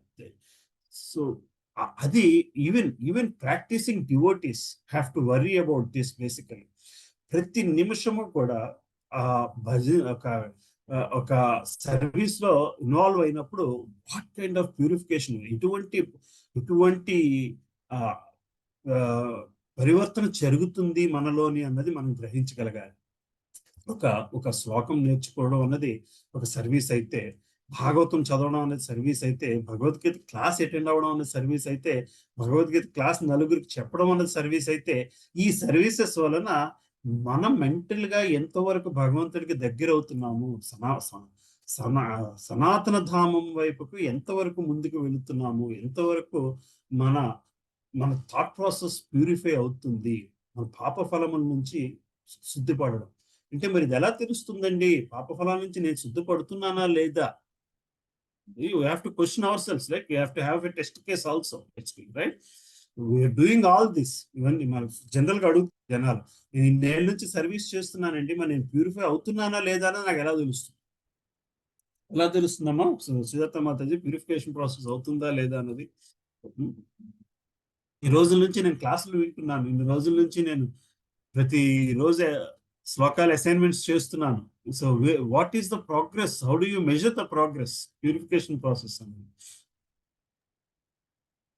భౌతిక జీవితానికి కొద్దిగా దూరంగా ఉండాలి. భౌతిక జీవితానికి కొద్దిగా దూరంగా ఉండడం, ఇంకా ఆధ్యాత్మిక జీవితంలో గడపడం.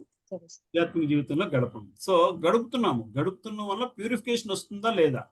సో మీరు చెప్తుంది ఏంటంటే ద మోర్ స్పిరిచువల్ వైపు వెళ్ళాలన్న ఆసక్తే ప్యూరిఫికేషన్ కి కొలమానం అన్నట్టు అని చెప్తున్నారు. అంతే కదమ్మా?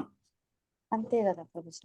Correct correct correct. ఇంకెవరు ఇంకా ఆన్సర్స్? బట్ ఈ క్వశ్చన్ వస్తుంది కదమ్మా, అందరికీ వస్తుందా ఈ క్వశ్చన్?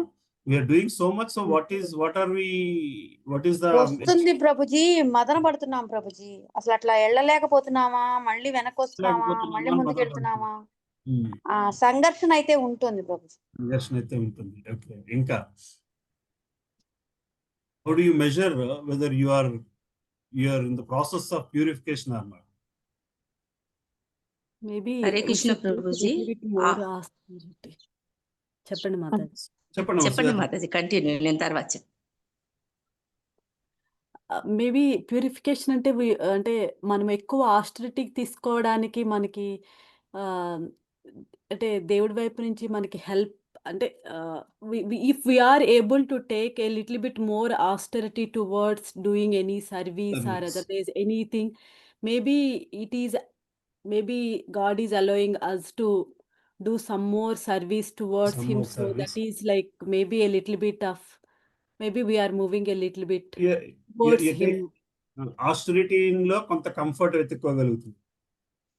అంటే కంఫర్ట్ కాకుండా కంఫర్ట్ నుంచి ఇంకా లిటిల్ బిట్ ఇంకా కంఫర్ట్ జోన్ దాటి బయటికి బయటికి వెళ్ళి వెళ్ళడానికి ఆస్టరిటీ ఓకే చేయగలిగితే మేబీ ఏమోనండి అలా అనుకుంటున్నా. సరే, somebody else was saying, who was it? Sujatha మాత చెప్పింది కొద్దిగా తెలుగులో చెప్తారా, నాకేం అర్థం కాలేదు ప్రభుజీ. చెప్పండమ్మా సుజాత మాతాజీ. అంటే కొంచెం కష్టం తీసుకోవాలి మాతాజీ, డివోషనల్ ప్రాక్టీస్ లో కొంచెం కష్టం తీసుకోవడానికి మనసు ఇంకొంచెం ఇదివరకటి మీద ఎక్కువ సపోర్ట్ చేస్తుంది అనిపిస్తే ప్యూరిఫికేషన్ జరుగుతుంది, రైట్? ఓకే, ఇంకా కష్టం కంటే ఇష్టంతో చేయాలనిపిస్తుంది ప్రభు మాతాజీ. ఆ కష్టాన్ని ఇష్టం అయ్యే స్థితే ప్యూరిఫికేషన్ పోయి. ఏమా సుజాత మాతాజీ? అదే అలా అనుకుంటున్నాను. That's the direction of your thinking. That's the direction. Right. Somebody else. Also association. Yeah. This is also association. Yeah. Association. Krishna gives us association Yeah. of highly highly qualified Brahmins. So to able to serve those devotees is also one way of purification, I think. Yeah, but how do you measure whether the purification is happening or not? Yeah, when Krishna gives us the opportunities to more, okay, serve more elevated devotees. Right. Yeah. Inka. Any other answers? Hare Krishna Prabhuji. Krishna conscious లో లేని వాళ్ళకు different అంటే, నిన్న మహావతార్ నరసింహ మూవీకి వెళ్తే Prabhuji, devotees తోటి వెళ్తే చాలా ఫీలింగ్ అనేది గుడ్ ఫీలింగ్ వచ్చింది ప్రభుజీ. మామూలుగా మనం ఇండివిజువల్ గా వెళ్తే ఆ ఫీలింగ్ రాదు కదా ప్రభుజీ.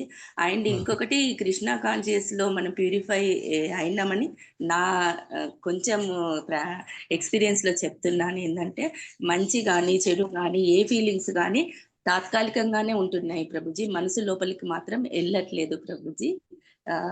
ఇది నేను అనుకుంటున్నాను ప్రభుజీ. మీరు చెప్పండి ప్రభుజీ దీని గురించి.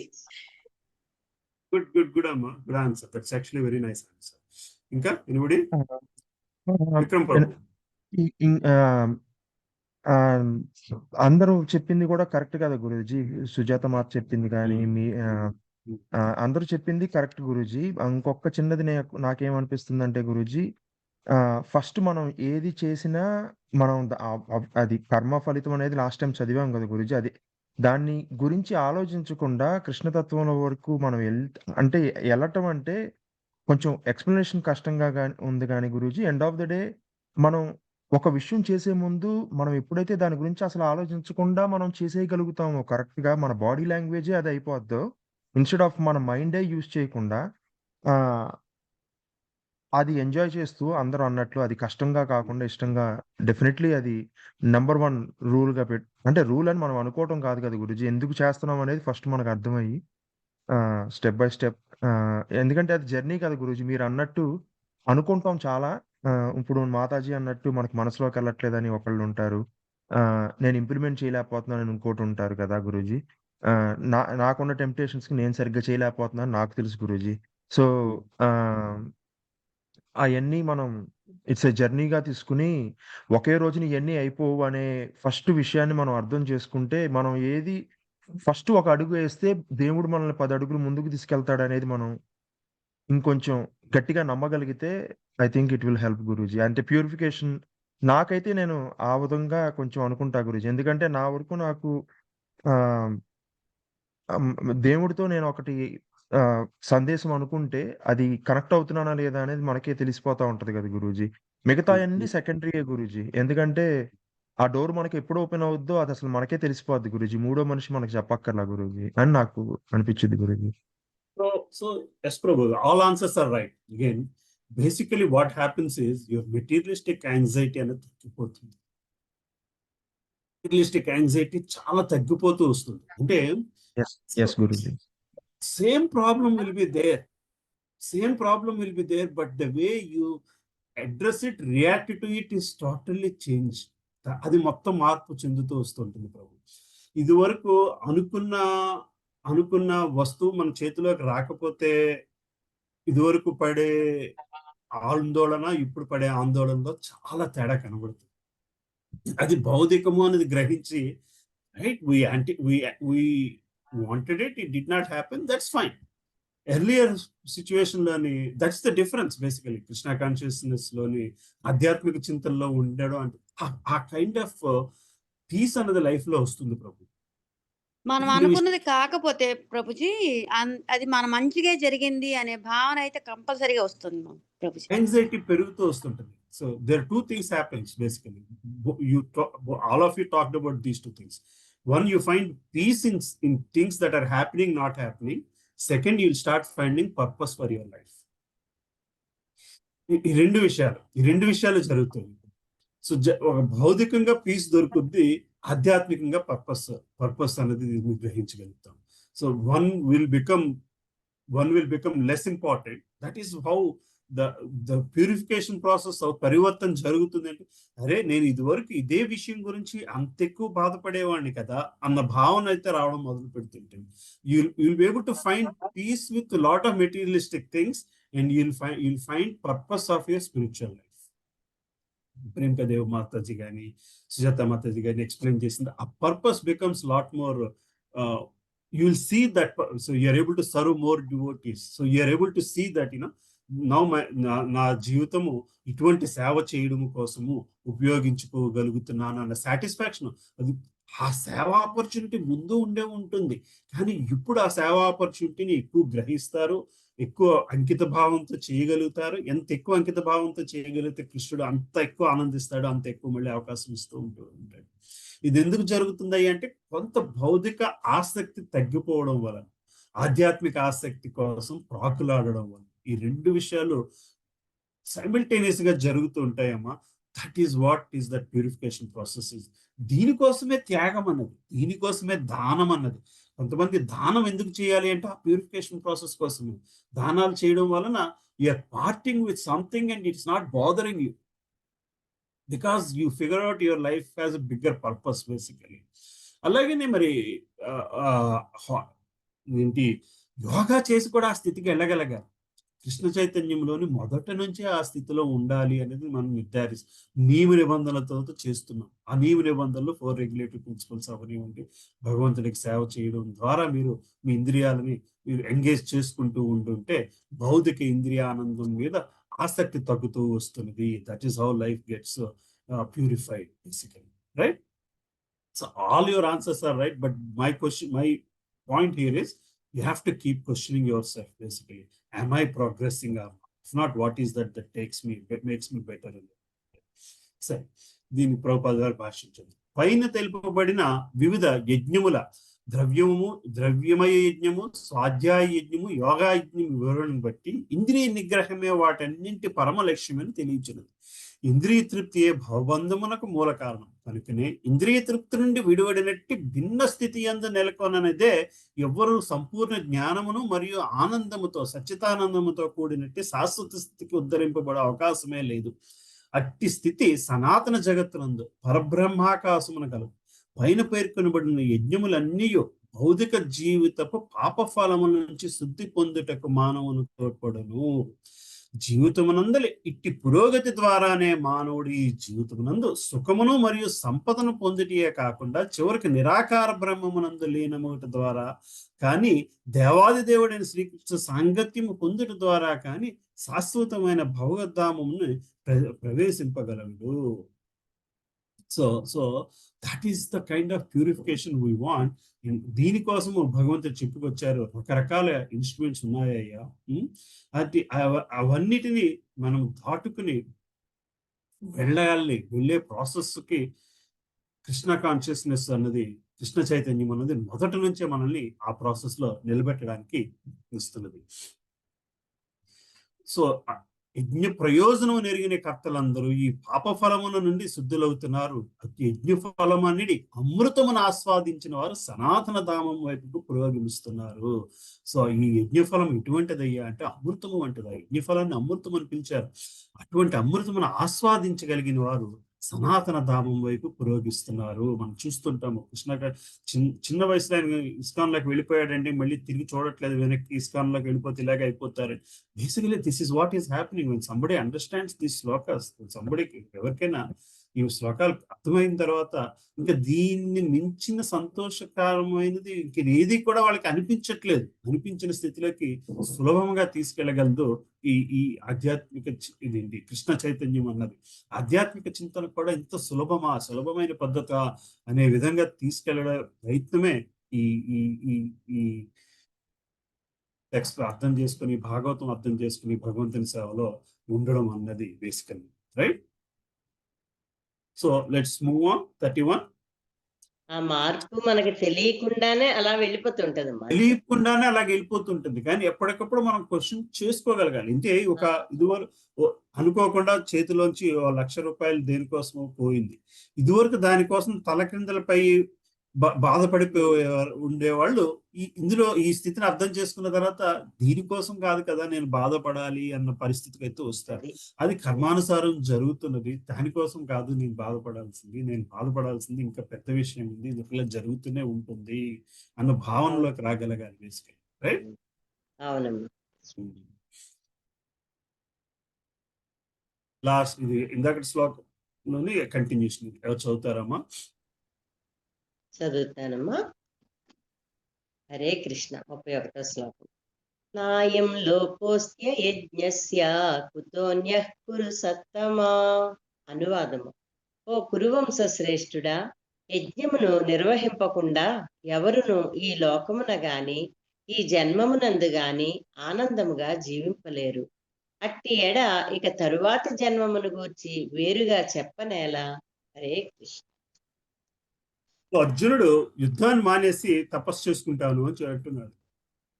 అంటే తపస్సు చేసుకోవడం మంచి పనే, యుద్ధాన్ని మానేయడం కోసం తపస్సు చేసుకోవడం కాదు. తపస్సు చేసుకుని ఏం చేయగలగాలయ్యా అంటే నువ్వు ఆ స్థితిని గ్రహించి నీ కార్యాన్ని నువ్వు చేయాలి. కురువంశ శ్రేష్ఠుడా, యజ్ఞమును నిర్వహింపకుండా ఎవ్వరూ ఈ లోకమున గాని ఈ జన్మమున ఎందు గాని ఆనందముగా జీవింపలేరు. చేసే కార్యాన్ని యజ్ఞ కార్యం కింద మలుచుకోవాలి. అట్టి ఎడ ఇక తర్వాత జన్మమును గురించి వేరుగా చెప్పనేలా. అర్జునుడు ఇంకేం చెప్తున్నాడు? తర్వాత నేను స్వర్గానికి వెళ్తాను, లేకపోతే పాపం వస్తుంది, నరకానికి వెళ్ళిపోతానని చెప్పుకొస్తున్నారు. కృష్ణుడు ఏం చెప్తున్నారు? యజ్ఞము నిర్వహింపకుండా ఎవ్వరూ ఈ లోకమున గాని ఈ జన్మమున ఎందు గాని ఆనందముగా జీవింపలేరు. సో అంటే మనకి కూడా సాక్రిఫైస్ అన్నది చేసినప్పుడే యాక్చువల్గా ఎక్కువ ఆనందాన్ని పొందుతాం. అంతా నా కోసమే, నాది నేనే ఎక్కువ సంపాదించాలి, నేనే ఎక్కువ అనుభవించాలి అనుకున్నంత కాలము కూడా సుఖం ఉండదు. There are people who sacrifice for they do lot of sacrifice for their family. ఫ్యామిలీలో ఇంకొకళ్ళ కోసము తనకున్నది ఇవ్వడంలో ఆనందాన్ని పొందగలుగుతారు. ఇంకొక యాక్చువల్గా నిజం చెప్పాలంటే సాక్రిఫైస్ లోనే ఎక్కువ ఆనందం పొందుతారు ఎవరైనా. తన కోసము అంత అనుకున్న స్థితిలోనే ఏం చేయగలరు, తీసుకెళ్ళి కాస్త ఎంజాయ్ చేయగలరు. లేకపోతే ఒక 10 రోజులు ఎంజాయ్ చేస్తారు, 15 రోజులు ఎంజాయ్ చేస్తారు. ఏదో స్థితిలోని వాక్యూమ్ అనేది కనబడిపోతుంది. యజ్ఞమును నిర్వహింపకుండా, త్యాగము చేయకుండా ఈ లోకంలో కానీ ఈ జన్మమునందు కానీ ఆనందంగా జీవించడం అన్నది జరిగే పని కాదు అని శ్రీకృష్ణ భగవానుడికి క్లియర్గా చెప్పేస్తారు. ఇంకా తర్వాత జన్మం గురించి ఇంకేంటి, నువ్వు ఇట్లాగా త్యాగం చేస్తున్నావు అనుకుంటున్నావు, కానీ దీని వలన పరిపూర్ణత్వం ఉండదయ్యా అని భగవంతుడు చెప్పుకొస్తున్నారు. దీని భాష్యం చదువుదాం. జీవుడు ఎటువంటి భౌతిక స్థితి అందున్నను తన నిజ స్థితి పట్ల అజ్ఞానమును కలిగి ఉండును. అనగా మన పాప జన్మల ఫలముల కారణముగానే భౌతిక జీవిత ఏర్పడుచున్నది. పాప జన్మములకు అజ్ఞానమే కారణం. అట్టి భౌతిక బంధములతో జీవనం కొనసాగించుటకు పాప జీవితమే కారణం. భావబంధము నుంచి విముక్తి పొందుటకు మానవ రూపమైన జీవితం ఒక్కటే సరి అయిన సాధనం. కనుకనే వేదములు దానిని సాధించుటకు ధర్మము, అర్థము, నియమిత ఇంద్రియ తృప్తి, చివరికి దుఃఖపూరిత స్థితి నుండి సంపూర్ణముగా విముక్తి కలిగిన మార్గమును చూపుట ద్వారా మనకు ఒక అవకాశం నొసుకొచ్చింది. ధర్మ మార్గము అనగా పైన తెలుపబడిన వివిధ యజ్ఞ నిర్వహణలు సహజముగానే మన సమస్త ఆర్థిక సమస్యలను పరిష్కరించగలవు. జనాభా పెరుగుదల అధికమైనను యజ్ఞ నిర్వహణ ద్వారా సమృద్ధిగా ఆహారము, పాలు మున్నగునవి లభింపగలవు. దేహము చక్కగా పోషింపబడినప్పుడు సహజముగానే ఇంద్రియ భావము కలుగు. అందుకనే వేదముల నియమిత ఇంద్రియ తృప్తి కొరకై పవిత్ర వివాహ పద్ధతిని నిర్దేశించింది. తద్వారా మానవుడు క్రమముగా భౌతిక బంధము నుంచి విముక్తుడై ఉన్నత స్థితికి ఉత్తరింపబడు. భగవానునితో సాంగత్యమును పొందిటియే అట్టి ముక్త జీవిత స్థితి అందులో అత్యున్నత పరిపూర్ణత. ఇది వరకే వివరించినట్లు అట్టి పరిపూర్ణత్వము యజ్ఞాచరణ ద్వారానే లభింపగలదు. అట్లు వేదములను అనుసరించి యజ్ఞములను నిర్వహించడం ఎందు మానవుడు ఆసక్తుడు కానిచో ఈ జీవితమునందు సుఖమును ఊహింపలేడు. ఇక ఇతర దేహములందరూ ఇతర లోకములను గల సుఖమును గురించి చెప్పేదేమును. వివిధ యజ్ఞములు నిర్వహించే వారికి అమిత ఆనందమును కలిగించటలో స్వర్గలోకమునందు వివిధ ప్రమాణములలో భౌతిక సుఖములు కలవు. కానీ కృష్ణ చైతన్య అభ్యాసము ద్వారా ఆధ్యాత్మిక లోకములకు ఉద్ధరింపబడితే మానవుని అత్యున్నతమైన ఆనందమైన స్థితి. కనుకనే కృష్ణ చైతన్యముతో కూడిన జీవితము మాత్రమే సమస్త భౌతిక జీవన సమస్యలకు పరిష్కారమై ఉన్నది.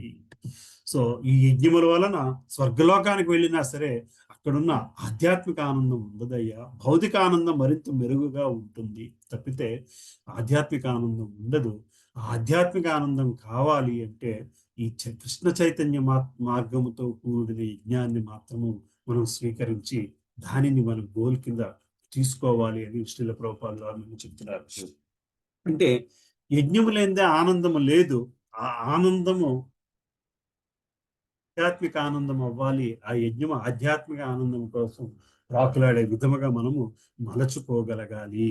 అది మనం గ్రహించాల్సిన విషయం. ఎందుకంటే భగవద్గీత చివరికి వచ్చేసరికి భగవంతుడు అదే మాట చెప్తారు. అన్ని ధర్మాలని వదిలేసి నన్ను పట్టుకో చాలు, నీకు తప్పకుండా మోక్షం వస్తుంది. శ్రీకృష్ణ పరమాత్మ చెప్పిన ఆఖరి 2 శ్లోకాలు 65, 66, 18 అధ్యాయంలో. ఇందులో ఎటువంటి అనుమానము లేదు అన్న దాంతో మనకి ఎండ్ చేస్తారు. శ్రీల ప్రభుపాదుల వారు అదే మాటని మనకి ఎక్కడ త్రూఅవుట్ భగవద్గీతను అర్థం చేసుకోవడంలో ఉపయోగించడం కోసం వాడుకుంటూ వస్తుంది. 2వ శ్లోకం ఎవరు చదువుతారు? చదువుతారమ్మా? చదువుతాను ప్రభుజీ. చదవండి శ్వేతమాత.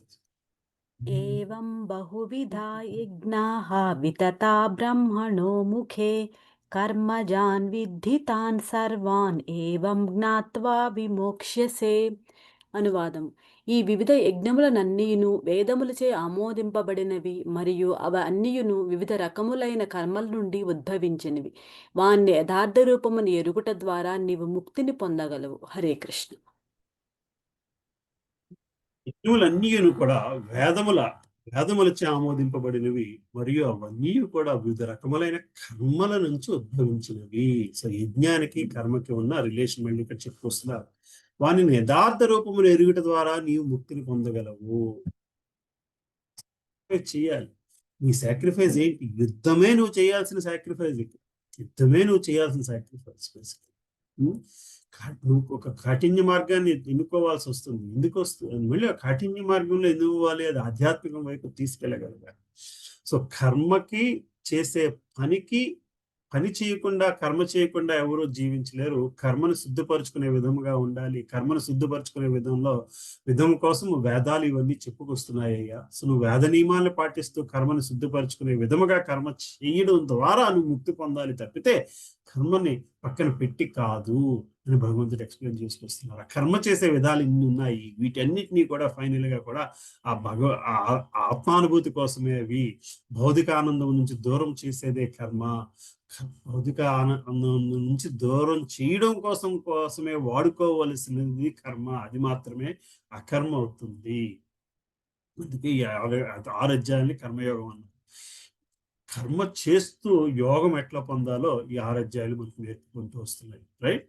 యజ్ఞం అనేది కర్మలో భాగము. రైట్? సో ఇంతకు మునుపు వివిధ కర్తలకు అనుగుణముగా వివిధమైన యజ్ఞములు వేదములందు పేర్కొనబడినవి. మానవుల దేహాత్మ బుద్ధి భావనలో అత్యధికముగా ఆసక్తులై ఉండుట చేత వారు దేహముతో గాని మనస్సుతో గాని బుద్ధితో గాని కర్మను అనుసరించినట్లుగా ఈ యజ్ఞములు ఏర్పడబడినవి. సో మనం బాడీని ఫిజికల్ బాడీ ఏంటి స్థూల శరీరము సూక్ష్మ శరీరము అని చెప్పుకొస్తున్నాం. సో ఈ యజ్ఞాలు కూడా వాటిని అనుసరించే ఉన్నాయి. స్థూల శరీరానికి సంబంధించిన యజ్ఞం ఒకటైతే సూక్ష్మ శరీరానికి సంబంధించిన యజ్ఞం ఒకటి. అష్టాంగ యోగం అంతా కూడా స్థూల శరీరానికి సంబంధించినవి. మనసు బుద్ధితో చేసేది జ్ఞానయోగం కావచ్చు, లేకపోతే ఇంకేంటి దేవతా యజ్ఞం కావచ్చు. ఇవన్నీ కూడా మనసు బుద్ధికి సంబంధించినవి. సో కొన్ని దేహానికి సంబంధించినవి, కొన్ని మనసుకు సంబంధించినవి, కొన్ని బుద్ధికి సంబంధించినవి. ఇవన్నీ కూడా వీటన్నిటిని కూడా ఒక్కొక్క దాంతో ఒక్కొక్క దానికి రకమైన యజ్ఞం ఉంది. అంతిమున దేహం నుంచి విముక్తిని కలిగించటకే ఇవన్నీ ఉద్దేశింపబడినవి. ఈ విషయం ఇక్కడ స్వయంగా భగవానుని ముఖత నిర్ధారింపబడింది. సో ఇవన్నీ కూడా మళ్ళీ అన్ని యజ్ఞాలు కూడా దేనికయ్యా? దేహంతో చేసిన, బుద్ధితో చేసిన, మనసుతో చేసిన ఈ దేహం నుంచి విముక్తి పొందడం కోసమే. దేహాన్ని వాడుకొని మనం బయటపడాలి తప్పితే దేహం కోసము ఆత్మని పరాగాత్మగా చేయడానికి వీలు లేదు. అది మనం గ్రహించాల్సిన విషయం. రైట్? సరే, 33వ శ్లోకం చదువుతారమ్మా? శ్రేయాన్ చదవండి విజయం. శ్రీయాన్ ద్రవ్యమయూత్యజ్ఞాత్ జ్ఞానయజ్ఞః పరంతప సర్వం కర్మాఖిలం పార్థ జ్ఞానే పరిసమాప్యతే. అనువాదం. ఓ పరంతప, జ్ఞానయజ్ఞము ద్రవ్యయజ్ఞము కంటెను మహత్తరమైనది. ఓ పార్థ, కర్మయజ్ఞములన్నీను చివరికి దివ్య జ్ఞానమునందే పరిసమాప్తి నందును. హరే కృష్ణ.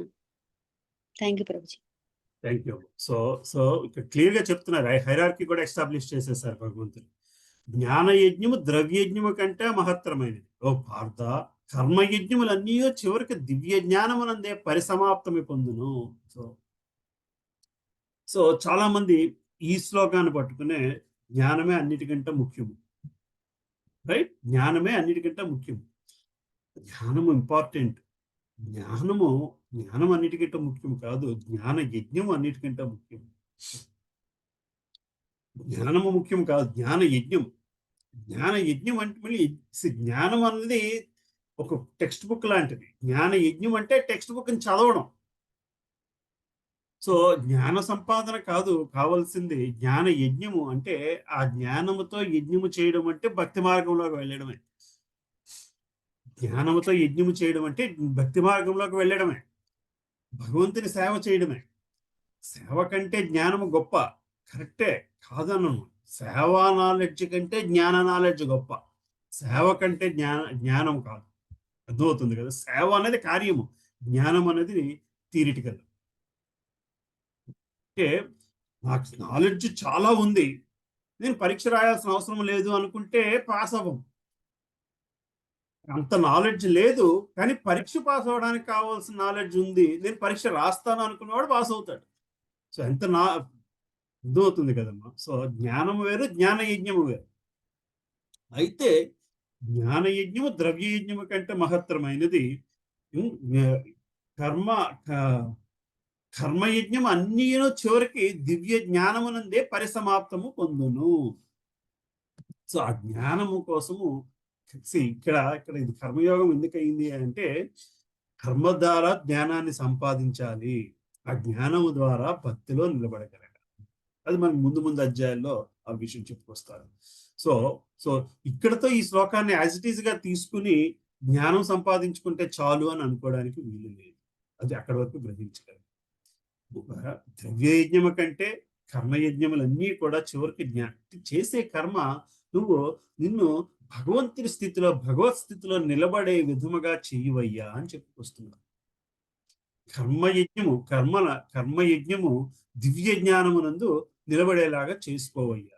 అంతేగాని దివ్య జ్ఞానమే ఎండ్ ఆఫ్ భగవద్గీత అనుకోవడానికి వీలు. ఎస్, భగవద్గీతలో చెప్పాడు కదండి, జ్ఞానమే అన్నిటికంటే గొప్ప అని. కరెక్టే, జ్ఞానం అన్నిటికంటే గొప్ప, కర్మయజ్ఞము కంటే గొప్ప. కానీ జ్ఞానముతో నువ్వు చేయాల్సిన కార్యం ఉంది, అది భక్తి యోగము.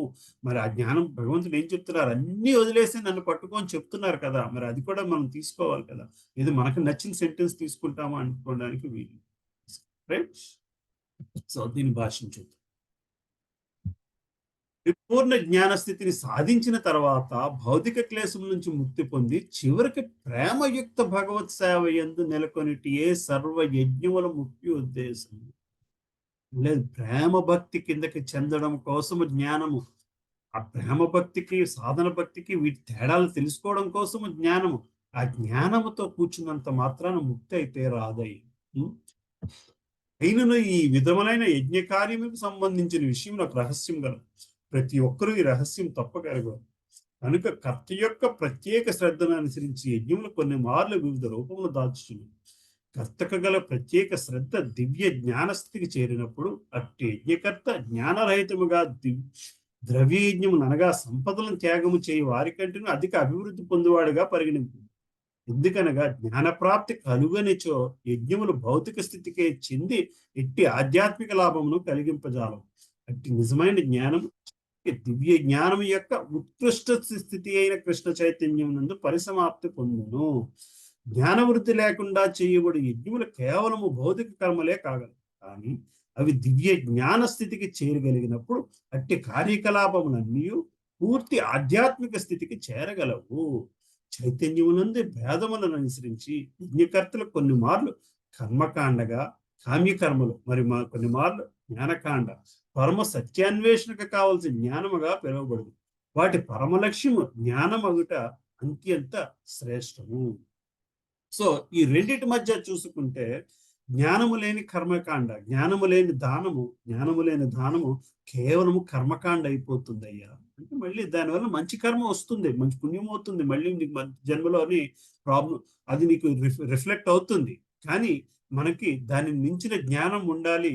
ఏమిటి ఆ జ్ఞానం అంటే, మనం చేసే కర్మ ఆధ్యాత్మికంగా ఎదగడానికి ఉపయోగపడాలి అన్న జ్ఞానము మనకి శ్రేష్టమైన జ్ఞానము అని భగవంతుడు ఇక్కడ మళ్ళీ ప్రభుపాదుల వారు చెప్పుకొస్తున్నారు. రైట్. సో మరి ఈ జ్ఞానం ఎట్లా వస్తుందయ్యా, అన్నది నెక్స్ట్ శ్లోకంలో మనకి చెప్పుకొస్తారు. తద్విద్ది ప్రణిపాతేన పరిప్రశ్నేన సేవయా ఉపత్యక్షంతే జ్ఞానం జ్ఞానినస్తత్వదర్శినః. సో మళ్ళీ ఆ జ్ఞానం ఎట్లా వస్తుందయ్యా అంటే, గురువుని ఆశ్రయించి నువ్వు ఆ జ్ఞానాన్ని సంపాదించుకోవాలి అని నెక్స్ట్ సెక్షన్ నెక్స్ట్ వీక్ 34వ శ్లోకం నుంచి చెప్పుకున్నాం. రైట్. జ్ఞాన సముపార్జన పద్ధతులు, ఫలితములు, వాటి తాలూకా ఔన్నత్యం. ఎప్పుడైతే మనకు ఆ జ్ఞానంతో కర్మను ఎట్లాగా ఆచరించాలో ఈ చాప్టర్ ఎండ్ అవుతుంది. కానీ ఆ కర్మ ఏమవ్వాలి అంటే మళ్ళీ మనల్ని ఆధ్యాత్మిక వైపు తీసుకెళ్ళగలిగే కర్మ కోసం జ్ఞానం తప్పితే జ్ఞానం దగ్గర ఆగిపోవడం కోసం అన్నది మనం గ్రహించాలి. రైట్. సో ఇవాళ సెక్షన్ లోని మనం చూసింది ఈ రకరకాల యజ్ఞాలు, ఈ యజ్ఞాల్లో ఉండే డిఫరెన్స్లు, వీటన్నిటి తాలూకా చివరి ఫలితం ఏమవ్వాలి అంటే జ్ఞానాభివృద్ధి, పాప నాశనము చేసే జ్ఞానాభివృద్ధి, ఆధ్యాత్మికం వైపు తీసుకెళ్ళగలిగే జ్ఞానం కావాలి. నెక్స్ట్ క్లాస్ లో చూద్దాం. Any questions? ఎవరికైనా క్వశ్చన్స్ ఉన్నాయమ్మా? ప్రభుజీ ఒక చోట మనకి 25th శ్లోకాలో వ్యక్తిత్వం అని వచ్చింది కదా ప్రభుజీ. నిరాకారవాదులు వాళ్ళు వ్యక్తిత్వాన్ని కోల్పోవుదురు అని ఏదో వచ్చినట్టుంది ప్రభుజీ. అవును. వ్యక్తిత్వం నిరాకారవాదులు వ్యక్తిత్వం అంటే ఇక్కడ ద హ్యాబిట్స్ బేసికలీ నిరాకారవాదులు అంటే వేదాలను పాటిస్తూ ఇది చేయకూడదు, అది చేయకూడదు, అది చేయకూడదు అన్నది. So those are all different things that your personality is making you to do. You are controlling all those things. You are controlling all those things. Okay అర్థమవుతుంది కదమ్మా? ఓకే. ఎస్. ఆ వ్యక్తిత్వం ప్రాబ్లం ఏమొస్తుందంటే అది కంప్లీట్ గా పోలేకపోతే problem. అందులో ఏదో ఒక చిన్న కోరిక మిగిలిపోయి మళ్ళీ బ్రహ్మము దాకా వెళ్ళినప్పుడు ఆ చిన్న పీస్ మళ్ళీ అది it will make you come back basically. So that is the difference యాక్చువల్గా. ఆ భక్తి భావనలో వ్యక్తిత్వం కోల్పోవాల్సిన అవసరం లేదు. వ్యక్తిత్వాన్ని శుద్ధి చేసుకోవడమే. The whole bhakti process is purification. Bhakti process is purification. You don't have to change anything. Your basic structure can remain same, but the way it is thinking should change basically. That's the fundamental difference basically. వ్యక్తిత్వాన్ని కోల్పోవడానికి ప్రయత్నించేది అది. Okay Prabhuji. Any other questions? ఏం లేదు Prabhuji. So next Janmashtami celebration start అవుతున్నాయి. ఈ Narasimha cinema చూసారు అందరూను? చూడలేదు Prabhuji. US లో release అయిందమ్మా? I don't think so, Prabhuji. Here probably must have been seeing all the news that's coming out of India and devotees basically. Yes. And I So was that- trying yeah. to search if this on any of the here, but none of the theaters are playing the movie. So last week we booked 2 theaters and watched the movie. One Hindi Oh. and theatres 2 theaters book చేసాం.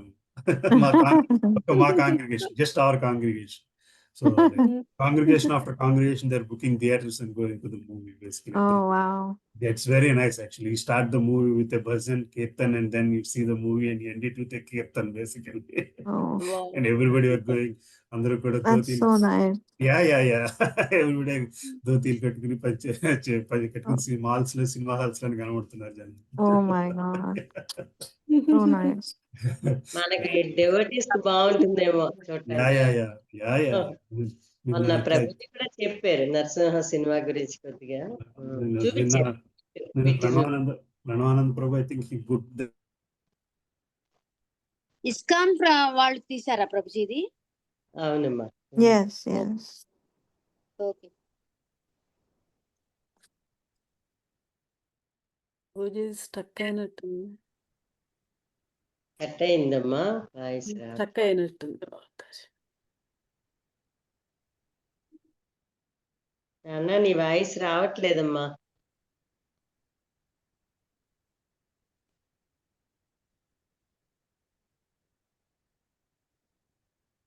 రావట్లేదు. Mm.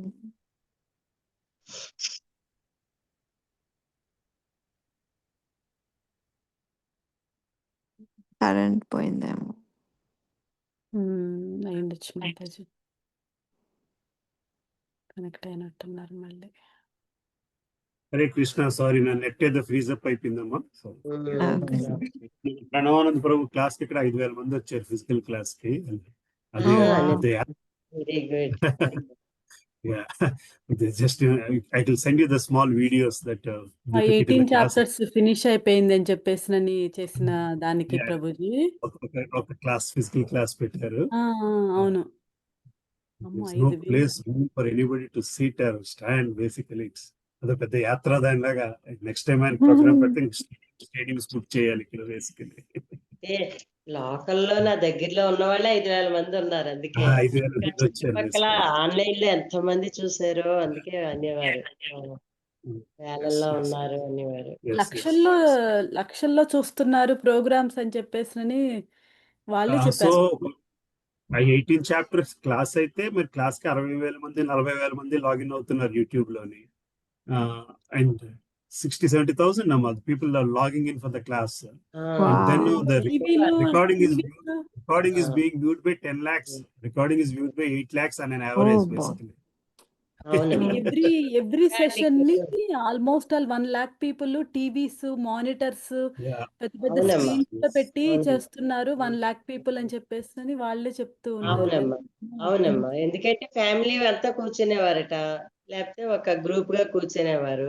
అట్లాగే లెక్క వేసి cricket match వస్తున్నప్పుడు అది ఎలాగా Yes. చేసేవాళ్ళో అలాగా ప్రణవానంద అలా ప్రభుజీ చేస్తున్నారు. క్లాస్ అలాగే చేశారట ప్రభుజీ. Wow. అవును. That's nice. Yes. He's made, I don't know what. So he's starting this Krishna classes from August 1st, basically. Again, for 7 days, it's going to happen. Janmashtami that's also- special. Leela. Yeah. Krishna Krishna Katha. Leela. Yeah. 7 days is starting from August 1st. It's Mm. amazing the way he's doing it, basically. Yeah. Pranavananda Prabhu, Sir. Gauranga Darshan ప్రభు వీళ్ళిద్దరు YouTube లోకి ఈ మధ్య couple of years నుంచి కొంచెం బాగా తెలిసారు ప్రభుజీ. అంటే నాకు తెలిసారు Telugu నేను people. రావడం వలన. No, So- mostly Telugu people ni. Yeah. So I actually met recording after the stop. So I met What? somebody on the other day. Recording start. Okay. I met somebody and stop. They saw me. Somebody is ఎప్పుడో చాన్నాళ్ళ తర్వాత 15 ఏళ్ళ తర్వాత ఒక friend అని కలిసాను. తిలక్ చూసి, ఓ నువ్వు what is this ISKCON follow అవుతావు అంటే, అవును. ఓ ఇస్కాన్ అంటే ప్రణవానంద ప్రభు ఇస్కానే కదా. That is how it has become basically. He was saying, oh, Pranavananda iskane kada. That is how it has become in Hyderabad. People know him and then ISKCON basically. Care of address అయిపోయారు ISKCON కి. Telugu audience ki that is what it is. తెలుగుకి బాగా చాలా పిచ్చింది. ఒక ప్రభంజనమేనమ్మా ఈ 18 అధ్యాయాలు జరగటం మాత్రం ఒక ప్రభంజనం. ఒక పిల్లలు పెద్దలు అందరూ కూడా చూసి కావాలని. It's an amazing thing basically. I'll send you those videos in the group, couple of videos. Yeah, you should, Prabhuji. Okay? Okay. Yeah. అన్న There's the class here. Hare So Krishna, again, I'll Prabhu. putting the homeworks from today. Please try to recite the shlokas. Yes, Thank Prabhuji. Hare Krishna. Dandavat pranam. ధన్యవాద Pranam Prabhuji. Thank you Prabhuji. Hare Krishna Prabhuji. Hare Krishna Prabhu. Prabhuji ధన్యవాదాలు. you.